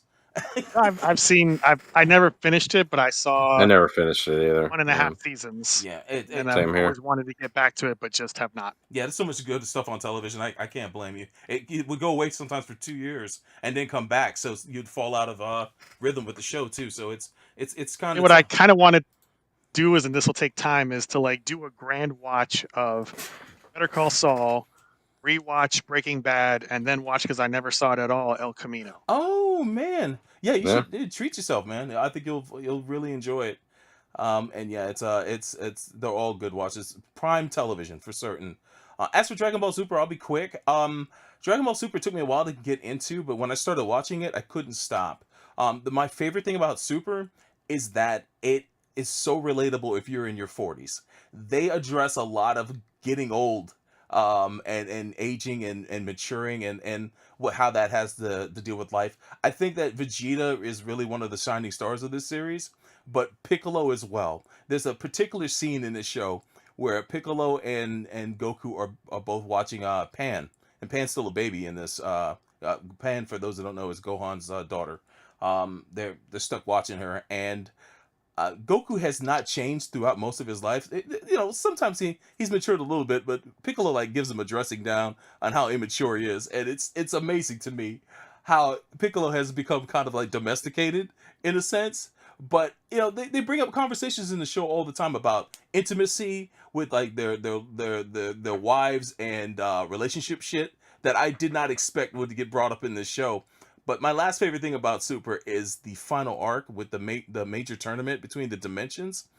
They give a lot of characters time to shine. The fact that they made Gohan the team leader of everybody there. The fact that Master Roshi's on the team and he still fucking got it. That guy is not to be fucked with. And the thing about him is his intelligence and the tricks he pulls. So good.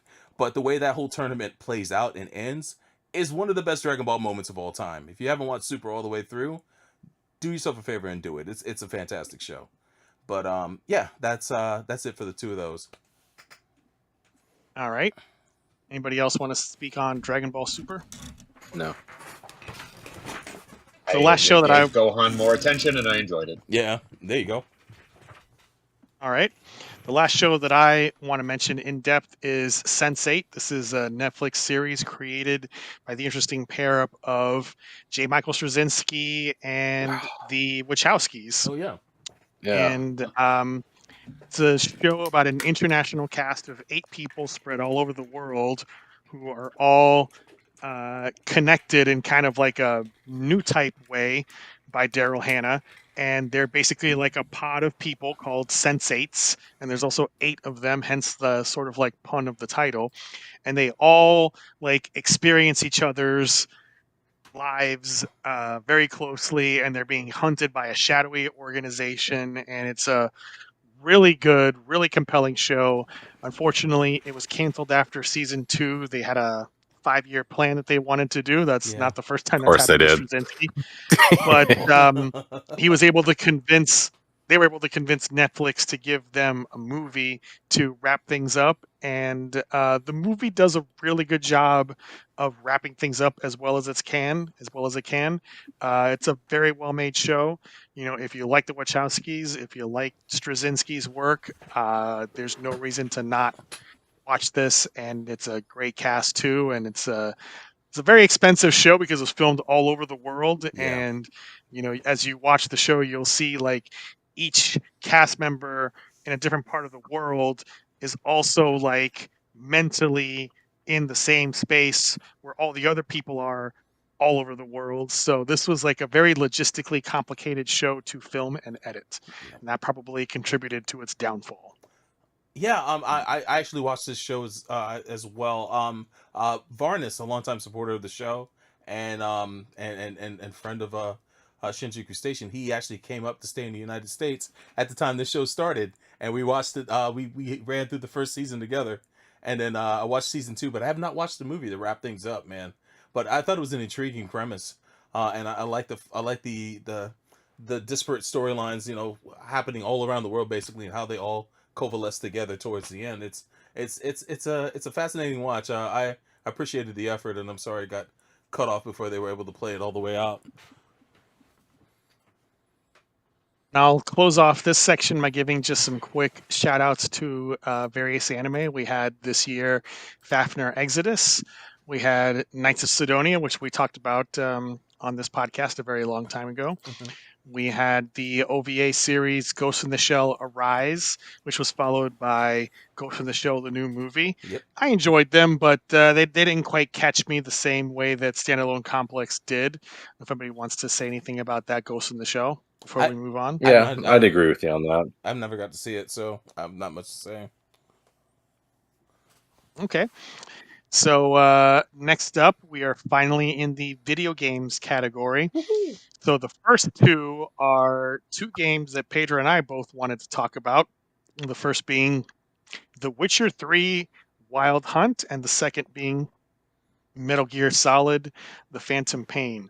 So Witcher 3, I think the best game that CD Projekt Red has made up to now, and that's even after they fixed Cyberpunk.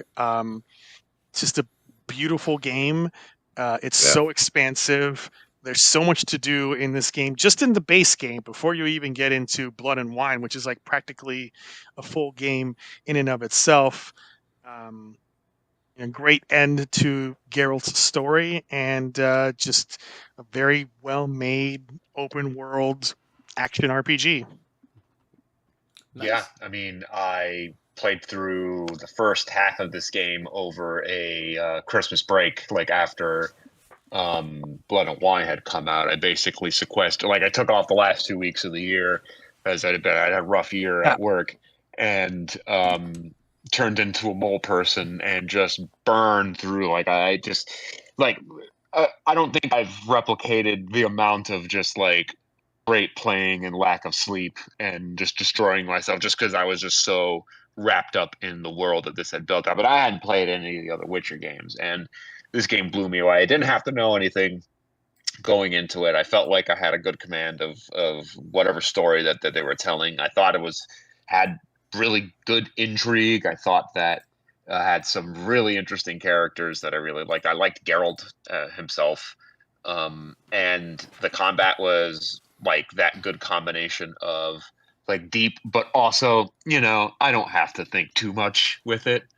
And yeah, no, it's, I think in some ways I'm still kind of chasing the feeling that Witcher 3 and Breath of the Wild kind of gave me. Like, I don't think I've been able to find something that like really slots into what those games like kind of made me feel. Because both of those felt like Breath of the Wild came afterward, but the pure openness of that is what I'm chasing. This is a little more structured, and yes, it's a big open world, but this is like a focused story that that they're presenting. And Cyberpunk, though, like eventually it was good. I played it when it first came out, and it had I think well documented problems. I think they did end up landing it, but yeah, I don't think that they have succeeded in kind of topping that. And whenever I do play Grand Theft Auto 6, because I'm not getting it at launch because I ain't paying however much that they're gonna fucking show that if that game isn't $90, if that game isn't $90, I'll eat a fucking hat. Well, that's just gonna be $150, Jack. Yeah, it'll be that. Woo! Yeah, oh, man. I think that in my mind, like, this is the game I'm kind of holding up to it. And I think that talking about both The Witcher 3 and Metal Gear Solid 5 is good because, Metal Gear Solid 5 is also, similarly this open game, but this one is like pure mechanics. Like the mechanics of running around is just so much fun, and then like the way that you unlock the weapons and the way how the game really does make you choose however the fuck you want to go. You don't have to go stealth. Like you really can go balls to the wall and blowing everything up, and the game just lets you. Yeah. Like, it'll maybe be harder, but like you have it more doesn't punish firepower. you. Well, it punishes No, you, no, but not at it all. doesn't. Yeah. No, but it doesn't punish I've you in the played it. same way that any of the other ones did. Actually, to me, it's got too much. I could never finish it. There's too much to do. Like you just get I've gone sidetracked, through and it. Yeah, Yeah. you gotta be I've disciplined. gone I through it wasn't disciplined. twice in its entirety. And honestly, like I feel that like if Metal Gear Solid 5 had actually like done everything that Kojima wanted to do, I think that it would be way higher in people's estimation, even in its sort of incompleted state. I think it's still a really good game that could have been like great. It is a flawed masterpiece, and you look at the documentation of what he wanted to do with Act 3, and it's like, fuck, it would have been so good. And also, like, cut out the unnecessary padding in Act 2 of all of the repeat missions that are harder. Yeah. You can tell that was like a last minute panic move when, Konami brought down the hammer on him of like, you ain't gonna have all the time to work on this game that you want because we just want to fucking make money. And obviously it's a clusterfuck, and also the split between Phantom Pain and Ground Zeroes, and that they charge you like basically $40 for Ground Zeroes, which is just the prologue to this game, and then you had to buy this game separately. Thankfully I have the complete edition, such as it is. And I always wonder, like, what could this game have been if Kojima had all the time that he wanted to finish it? Yeah. Yeah, and like, man, I mean, you can see a lot of the story bits that didn't ultimately end up coming in the game. They're completed, and there's voice acting, so you can get an idea of what the goal was. And oh man, yeah, that's one of the greatest gaming what ifs is just if that relationship beyond just even like Silent Hills, like what does a complete Metal Gear Solid 5? Like, I honestly think that, like, God, fuck it. I'm just gonna say the ending. The ending of Metal Gear Solid of Phantom Pain dovetails directly into the original Metal Gear, and I feel that like the themes that he's saying in this game like work so well for like, yes, Kojima has a lot of bullshit, and he has a lot of really really dumb shit that he puts in his games, but the whole concept of like fucking Big Boss's legacy being somebody else's legacy, like, really just makes Big Boss into just another asshole in this fucking world. And he didn't need to put that explanation in of why there's a second Big Boss, right? It doesn't, you don't need it. But if you're going to do that, I felt that like he was doing something really cool with that. And I think it fits into sort of the thesis of the whole series of just, governments using their soldiers and then just throwing them away when they're done with them. Yeah. Anything else on Metal Gear Solid 5? No, not for me. All right, I'm gonna pair together two titles that Pedro wants to talk about: the very thematically similar Fallout 4 and Undertale. Yeah, so Fallout 4, like, man, this is one of those things we were talking before recording of how wild of a year 2015 was. Like, Fallout 4, Metal Gear Solid 5, and Witcher 3, all in like one year, right? Fallout 4 is a game I still go back to it every so often. There's a game that I just want to turn my brain off and just like wander around in a world while listening to like a podcast. Like, Fallout 4 is that game. I pop it on and just like walk around, and that's what's most interesting is it's not even the third or fourth best Fallout game. Like, there's a lot of flaws with Fallout 4, but I still really enjoy what I got out of it, and I understand every single person's complaint about it. I still really really enjoyed it, and it's still like, again, like I've put 3 or 4 characters completed, and each one is like over like 100 hours. It's just, a lot of that is base building. I'm just building the outposts. Yeah, that's also kind of where I'll vibe out and just and especially now that you can put what is it called mods and remove a lot of these stupid limitations to what was there before. I can just get unlimited resources and just make my town look really nice, and I like it. There you go. I played that game. I started playing it 3 years ago. Oh. And because I had never played the Fallout games. Now, I don't know anything about them, but I will second to you that for whatever reason, there's a hypnotic thing about that game, and you just get sucked into it. And I knew nothing about the world, but the things that you go through, it makes you want to know more. I guess you're right. There are some frustrating things about it, but it is something I just continue to go into at times, and I just pop in, do a few things, and I don't know. You're right.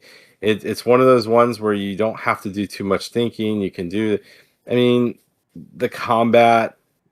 It's not too difficult, but it's still very challenging enough. But it's still challenging enough. I mean, you can't completely just call it a day. You still got to do certain things, or you'll fuck up. But it's just I see that's when I'm like, oh, I get the Fallout thing. Like, I get it now. Yeah. Like, and you're right, because once you start going on the internet, it's like, yeah, Fallout 4 it's kind of the same thing. Everybody's like, oh, it's got some issues and stuff like that, but people can't stop playing it for some reason. Yeah, you just can't stop playing it, and once you start getting down that rabbit hole of it, you get to the same way. Yeah, I mean, it's just it's got the most bizarre storyline. If you want to continue with the main storyline, it's just so bizarre and crazy. But I'm one of those people that definitely says that New Vegas is the pinnacle of that franchise. New Vegas is. I started replaying it about a year or two ago, and that's what I've heard. I've debated on going into that, because I've heard that. I'm like, you're not the only person I've heard that from. It's like, yeah, you like that, you got to go into, because if you start liking like the whole kind of like political, or like the whole world thing, which to me is very interesting. It's an interesting thing of how they go about, and I feel it's something to do very well in that Amazon show, which we did talk about. It's a great game. I mean, and it's available on your PSN and your Xbox if you have Game Pass. I forget what the PlayStation one's called, but it's all on there. It's always on sale. It's always like less than $20. Like, it's that's but a it's no-brainer, well worth especially with all that DLC. It's like, oof. Yeah, and then Undertale. No, go ahead. No, I was just gonna say, it's the fact that they put it at such a low price. It's like, it's not because it's bad, so don't feel like it's because that's the reason. It will you won't be dissatisfied. I don't think. So. Yeah. And then, so jumping to Undertale, I recently wrote a piece that went up on MAHQ about the Undertale anniversary. It's a series that means a lot to me. I love indie games. I really love the idea that's one person. I really love the idea that anybody can take a piece of art and put their complete, like, everything that they want to show, right? Like, whether it's good or bad. Like, The Room, obviously a fucking terrible movie, but I got to appreciate that some dude was like, this is what the dude wanted. Like, he got everything he fucking wanted on there. Yeah. And Undertale is like that, but good. Like, what if somebody who had like interesting design decisions had really interesting ways of looking at games and making you kind of reconsider your actions in the game? Like, it really made people, in my opinion, like, really start taking indie games like more seriously. Things have been coming out on Xbox Live and PSN for years beforehand. I'm not saying that there wasn't a market, there definitely was, but Undertale comes out and now you have indie game merch that you can easily buy. Oh yeah. And I think it's a combination of sort of the community that it has built through acceptance. Like I really feel that the thesis of the game is that like if you want to be nihilistic and look at the world, you're going through an uphill battle.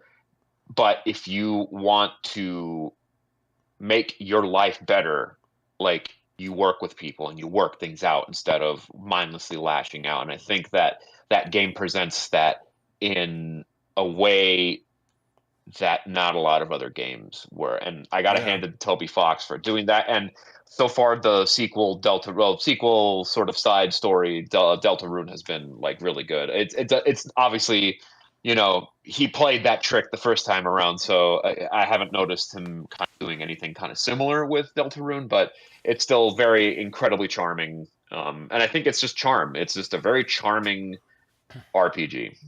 Yeah, I will say, and this is not a knock on. Sorry, this is not a knock on Toby Fox, but Undertale is also kind of like the progenitor of this cottage industry of like quirky Earthbound inspired indie RPG, Yes. and it's like, boy, do we have too many of those. It's nice to see an independent game take off like Undertale did. I didn't really jump on it, but my nephew is a huge Undertale fan and loves the game and the characters and all that stuff. And it always intrigued me, especially with how unconventional the original game is.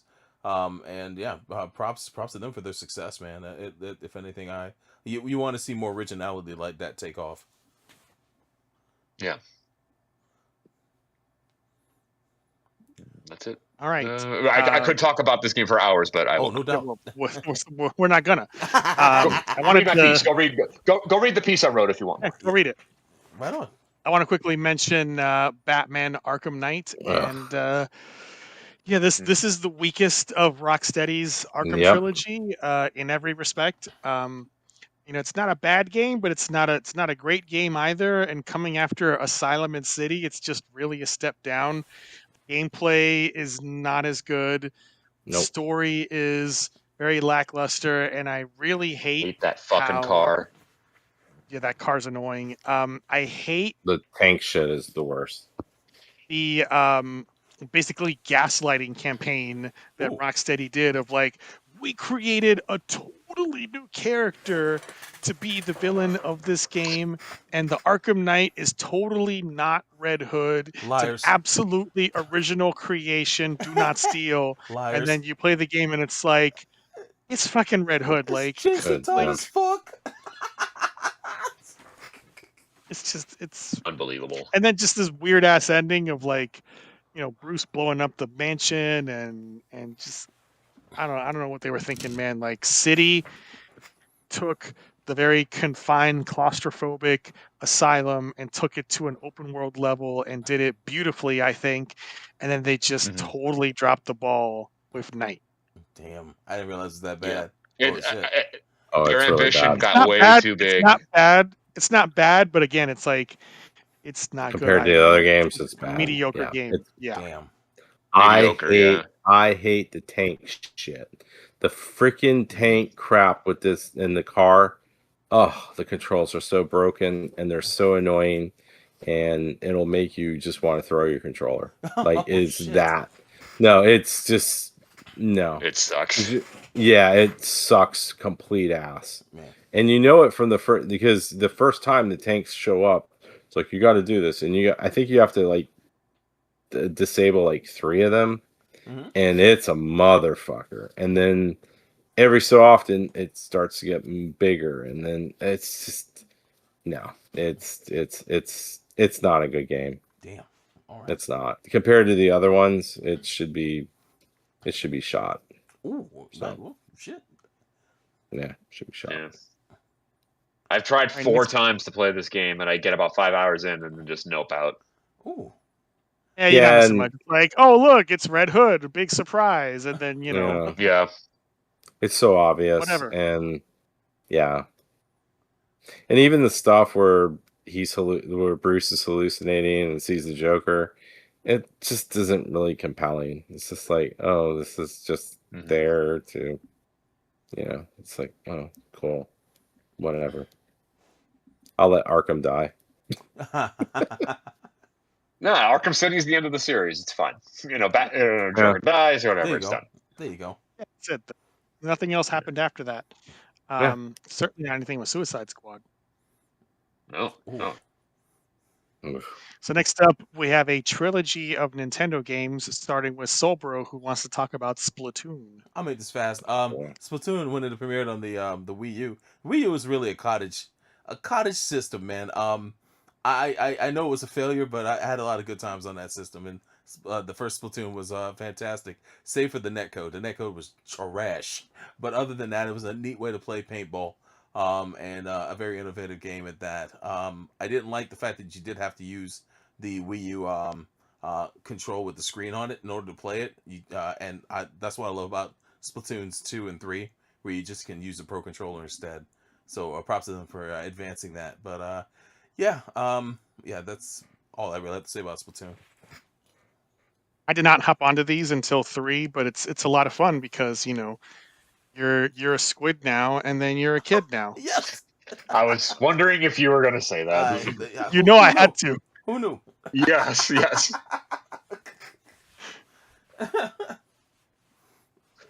Shout out to James Stephanie Sterling. That's right. Stephanie Sterling. I haven't watched her channel Nightmare commercial.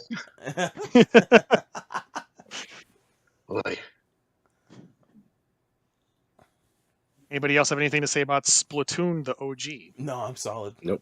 All right, so I wanted to talk about Super Mario Maker, which also was a Wii U title. And, it's funny, you look at this, and Miyamoto was famous for this trilogy of games that, forced the use of the gamepad as a selling point, and two of those were Star Fox Zero and Star Fox Guard. And as is so often the case when Miyamoto tries to force the gimmick, don't, because the games end up suffering for it. Look at the DS Zeldas. Yep.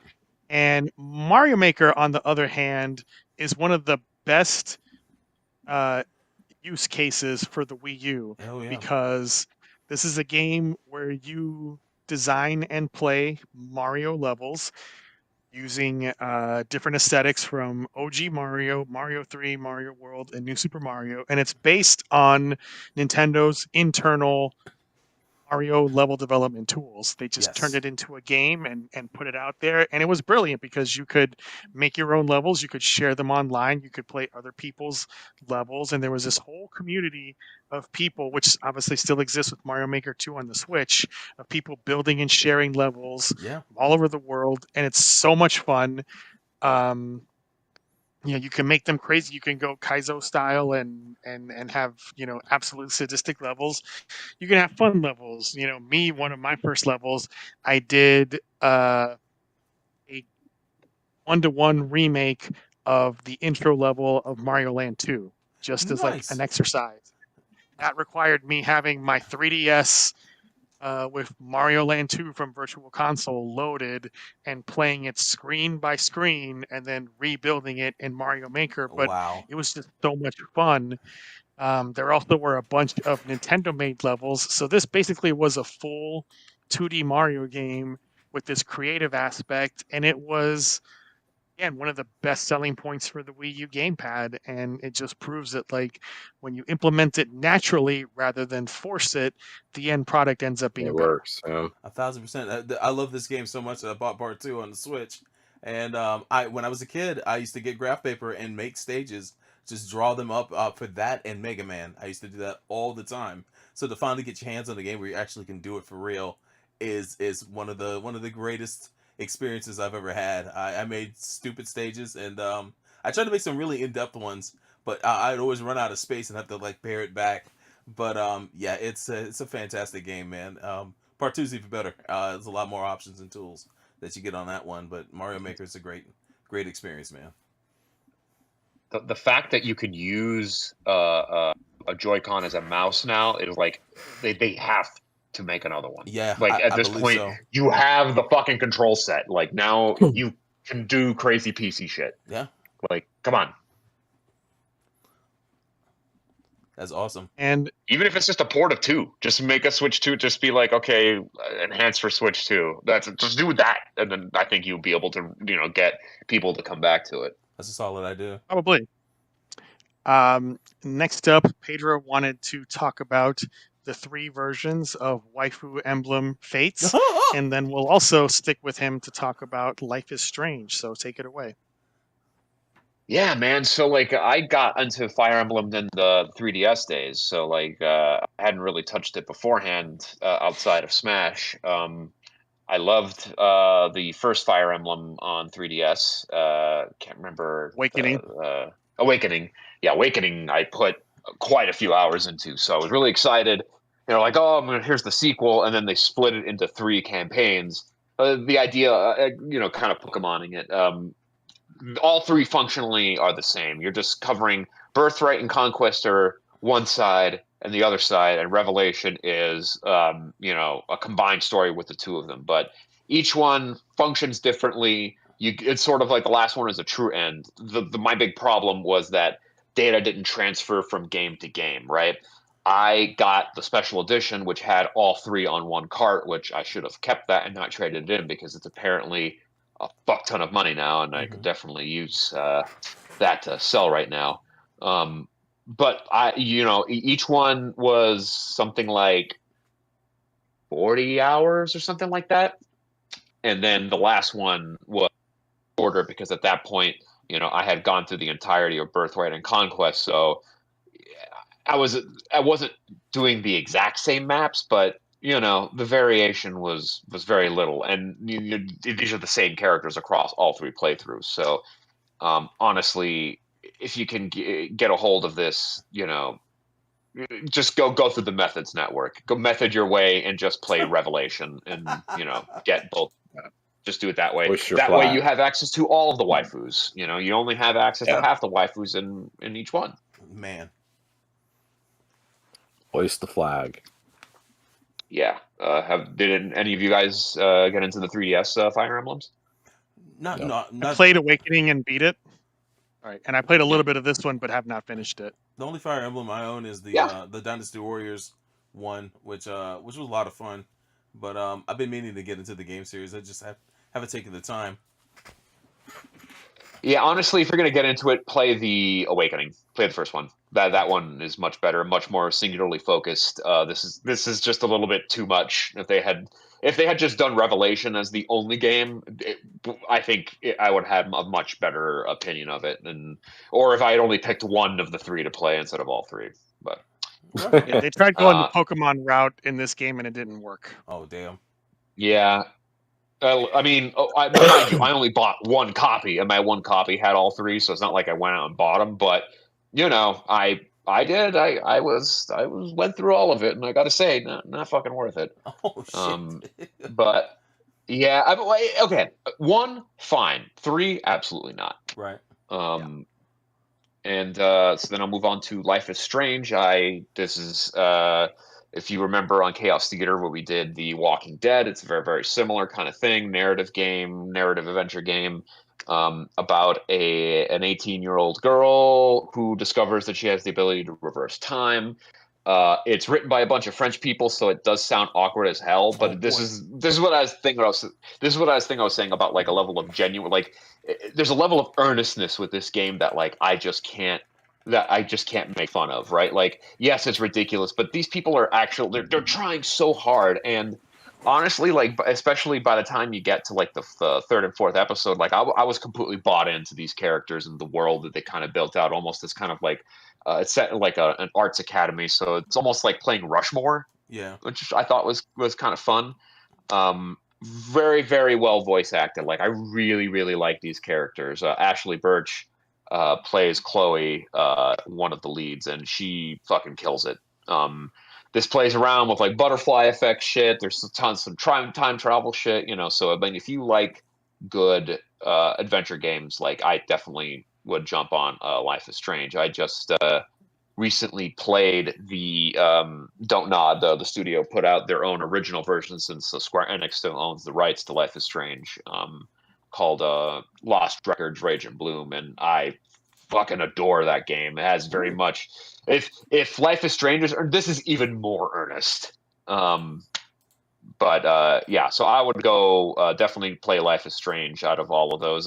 Some of the sequels are a little bit less successful. The most, like the last named Life is Strange in particular, felt kind of lifeless, which was disappointing because they kind of brought back the lead character. But that original one, I think, still hits. Yeah, it wasn't that great, unfortunately. All right.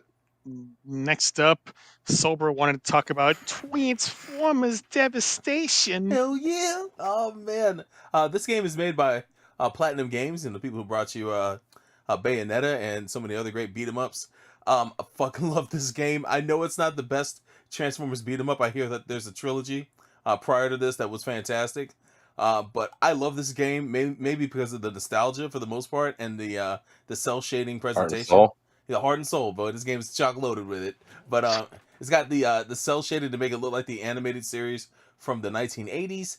They brought back a ton of voice actors from the original show, like Peter Cullen, Frank Welker, Dan Gilvezane, who plays Bumblebee, like all the I want to say Michael Bell is brought back to play Sideswipe. So yeah, there's a ton of voice actors that are from the original series that are in this, and it was quite the surprise. I had no idea this game was coming out until I was working at Cybertron Video Games the weekend it came out, and there it was on the shelf. I was like, what the fuck?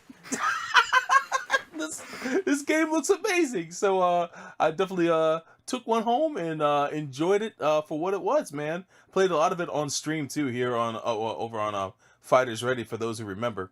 But yeah, it's a cool game. It controls like a dream, man. I love being in the middle of a combo, transforming into Optimus as a truck, and then just running up in someone and then transforming back into a robot and just finishing off the combo. It's amazing, man. And the fights in this game are great. A lot of fun. I highly recommend it if it ever goes back on sale because it's been discontinued. But I think it got gotta hoist that flag because it's one of those licensed games. So the license expires. Exactly. So you may have to hoist. Hit the high seas for this one. Yep. Hit the high seas. Yep. But yeah, great game, man. I highly recommend it. So does Peter Cullen get, when he dies, does he get buried as Optimus Prime in an Optimus Prime coffin or something? Like he's got to, right? In the crypt? Oh my goodness. Yeah. You never know. Yeah. Or does he turn gray? I mean, is that what happens to him? Yes. I think his last words are, "Do not connect me to this anymore. Let me die." Yes. He'll turn gray, and they'll rip out his heart and give it to Judd Nelson. Oh no. Okay. Oh man. Damn. Woo, it's rough stuff. All right, we're getting close to the end, so I'm going to pair together the last two games that Pedro wants to talk about individually. We're going to do Axiom Verge and then Until Dawn. So, Ellis. Both wonderfully moody games in very different directions. Axiom Verge is just straight up Super Metroid. Yeah. It's the modern Super Metroid with a very, very cool Giger aesthetic. Yeah. It's Super Cyber, great fucking chiptune soundtrack. Legally distinct Super Metroid. Legal, yeah. No, there's no morph ball. There's a ball that he shoots out that he just magically transfers his mind into.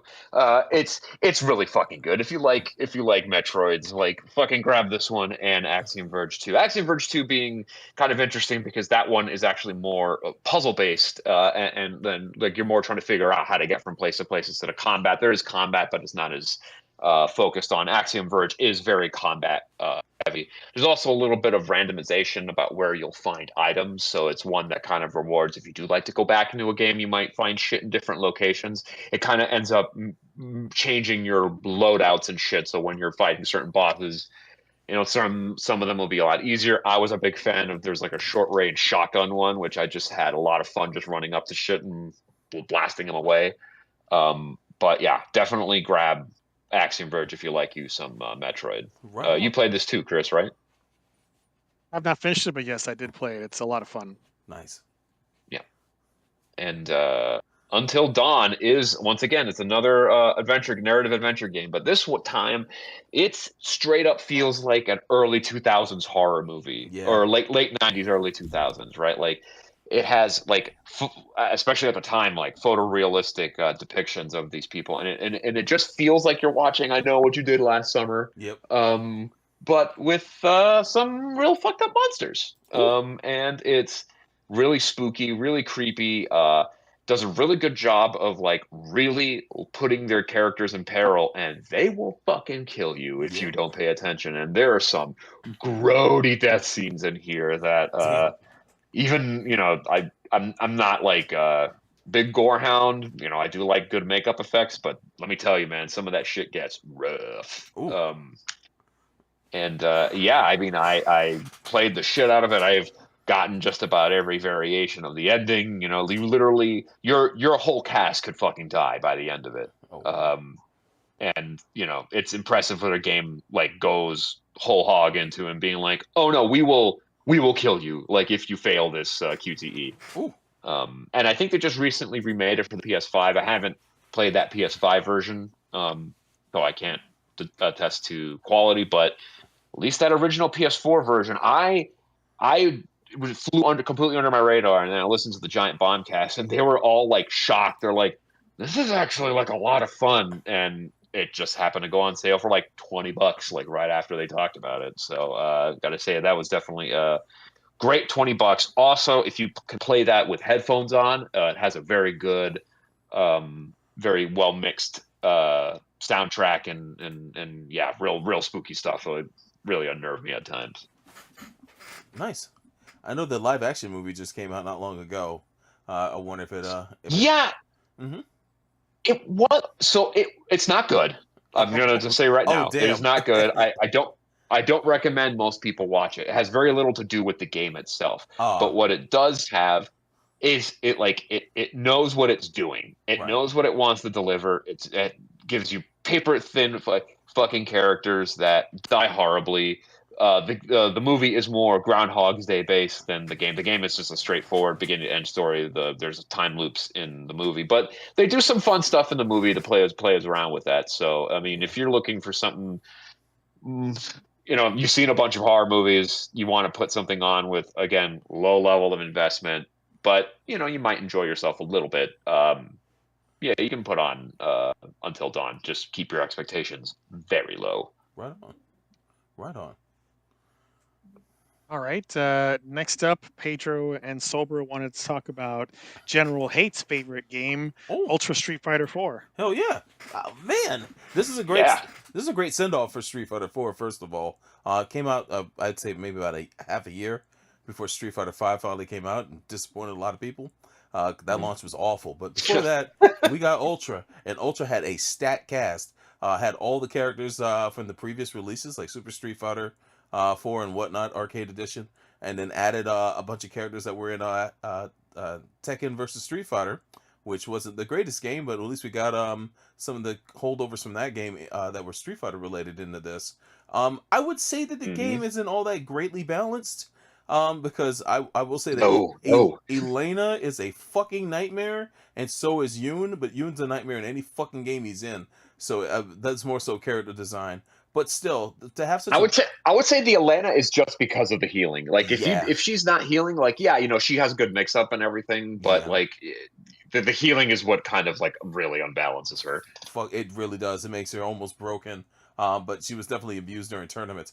But yeah, a vast cast. I'm a Rose main personally, Rose and Guy and Ryu. So I was spoiled for choice in this game for characters I like to play. And yeah, I have fond memories of playing this, especially with friends and online, even though the netcode wasn't great back then.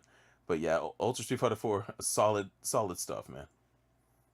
Yeah, it's. I felt like you're right, like a great send off for Street Fighter 4. I love the ability that you can pick which versions of characters. Yeah. So if you wanted to play like the original version, and you know all the quirks that went along with it, I fucking love when companies do that and give you the option, because it makes it like a museum piece. Yes. And like I've really appreciated all of like the collections that Capcom has put out in the last like 2 years, because I love being able to okay, I feel like playing Third Strike today. Ooh, I haven't seen Second Impact in a long time.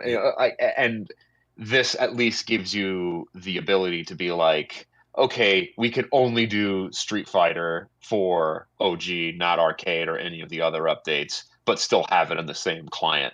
And I'm a big, anybody who knows me knows I love me Elena. So any game where I can play as her, I'm a happy bear. And unfortunately, I got a lot of shit for picking her, but I had to definitely be like, no. I'm a Third Strike guy. That's where I played her, and then I go out of my way to be like, not picking healing, picking just normal combos, just having a good time. You do what you can, man. Yo, shout out to Ed. Ed says, I miss those Shinjuku fighting game streams. I miss them too, man. I need to bring them back, man. Once I get a new computer build, I might just do that. But yeah, this was good times, man. Mid 2010s, man. 2015. It's a busy year when it came to fighting online. So yeah, good shit. Yeah. All right. So to close this out, Sobra wanted to talk about Dragon Ball Xenoverse and DBZ Extreme Butoden. I'll make this fast. DBZ Extreme Butoden is extremely cool. It was on the DS, and it was had this cool feature. It was the first of 2 games to come out, but it was made by Arc System Works before we got Dragon Ball FighterZ a couple years later. And all the characters were 2D hand-drawn characters. But the cool thing was it had a combination feature with the One Piece fighting game that came out from Arc System Works a year later. You can actually link the 2 games up and have both rosters play against each other. That's super fucking cool. And I was always hoping they would do that on console. I will say this, Arc System Works, Namco Bandai has a announcement for possibly an expansion to Dragon Ball FighterZ to be announced sometime in January or one of their events in the coming year. I'm wondering they might do that, but we'll see. But that's it for Extreme Butoden. It's pretty cool if you haven't had a chance to try it. The Xenoverse is a fantastic game. I actually spent a lot of time streaming this game on stream back then when it came out. You get to create your own character. You get to learn moves from different Dragon Ball characters and add them to your roster. And it was open world, but you went on missions and stuff like that, and it was a fun game. Very addictive to play, and it still has a player base to this day with Xenoverse 2. A lot of people want to see Xenoverse 3 come out, but it's a fantastic premise, and I enjoyed playing the first one quite a bit. So yeah, props to anybody who remembers those days of me streaming this. But that's all I got to say about those 2. Well, I have nothing to say about those 2 because I never played them. Oh, shit. I've never played any Dragon Ball game at all. So. Oh, man. Look. It is what it is. Arc System Works. That is fun. Okay. That's I didn't know that they did that. I'll have to look that up. Look up footage on YouTube of Extreme Butoden versus One Piece. It's pretty cool. It's really cool. All right. But yeah, that's all I got. All right, so that brings our discussion of 2015 to an end. I'd like to thank Pedro for joining us as he has for many of these, and sometime early next year we'll start all over again and do 1986. Hell yeah! Oh yeah! Right. If there is that, I'll 2026, if we make it to 2026. if we make it, yeah, it could be Mad Max Fury Road for all you know. Oof. So yeah, there you go. Well, depending on who you talk to, I'm apparently already living in Mad Max Fury Road, so it depends on how you view everything. Just be shiny and chrome, fellas. Shiny and chrome. Indeed. Shiny and chrome. There you go. But, so, Sobra, why don't you tell them all the places to hit us up? Yeah, absolutely, man. If you guys don't know, man, make sure to visit MAHQ.net. That's the Mecha Anime headquarters, the main site that you want to go to check out reviews for all sorts of different Mecha anime series, line art for your favorite mecha, and also a lot of other articles that are Mecha anime centric, man. Make sure to go there and visit. Join the conversation at MechaTalk.net. You can also follow us over on YouTube at youtube.com/MAHQ. So youtube.com/@MAHQDotNet. That's where you're watching the live show now. If you've never been there before, go there and subscribe. Hit this video's thumbs up as well to boost promotion of it. And thank you very much for doing so. Gundamn.net is where you can find the audio podcast. Also, although you can also find it at MAHQ.net as well. Other than that, find us on BlueSky at MAHQDotNet or at Gundamn. That's for the podcast. You can find us on Facebook at MAHQDotNet in the group section. If you guys want to support the show and more so support MAHQ in general, donate at Coffee. I always want to call it Ko-Fi. Coffee, which is ko-fi.com/MAHQDotNet. And other than that, man, thank you guys for your support, man. Again, on Spotify, if you guys could give us a 5-star review, that would be awesome. Or even on iTunes, that would help us out a great deal. And make sure to thumbs up this video that you're watching now. If you're watching this live stream. Also, much thanks to those who came out to watch the show. Mecha-san, Frank Lawson, The Hod, Robert Mallard, Yazi, Dollar Relance, Ed the Crimson, Robert Bell, Garlic Baguette, and Robin, aka Mula Flaga. If I missed any of you guys, I'm sorry. That's all I got. All right. Well, thank you, Pedro, for joining us, and we'll be back in a few weeks with episode 324.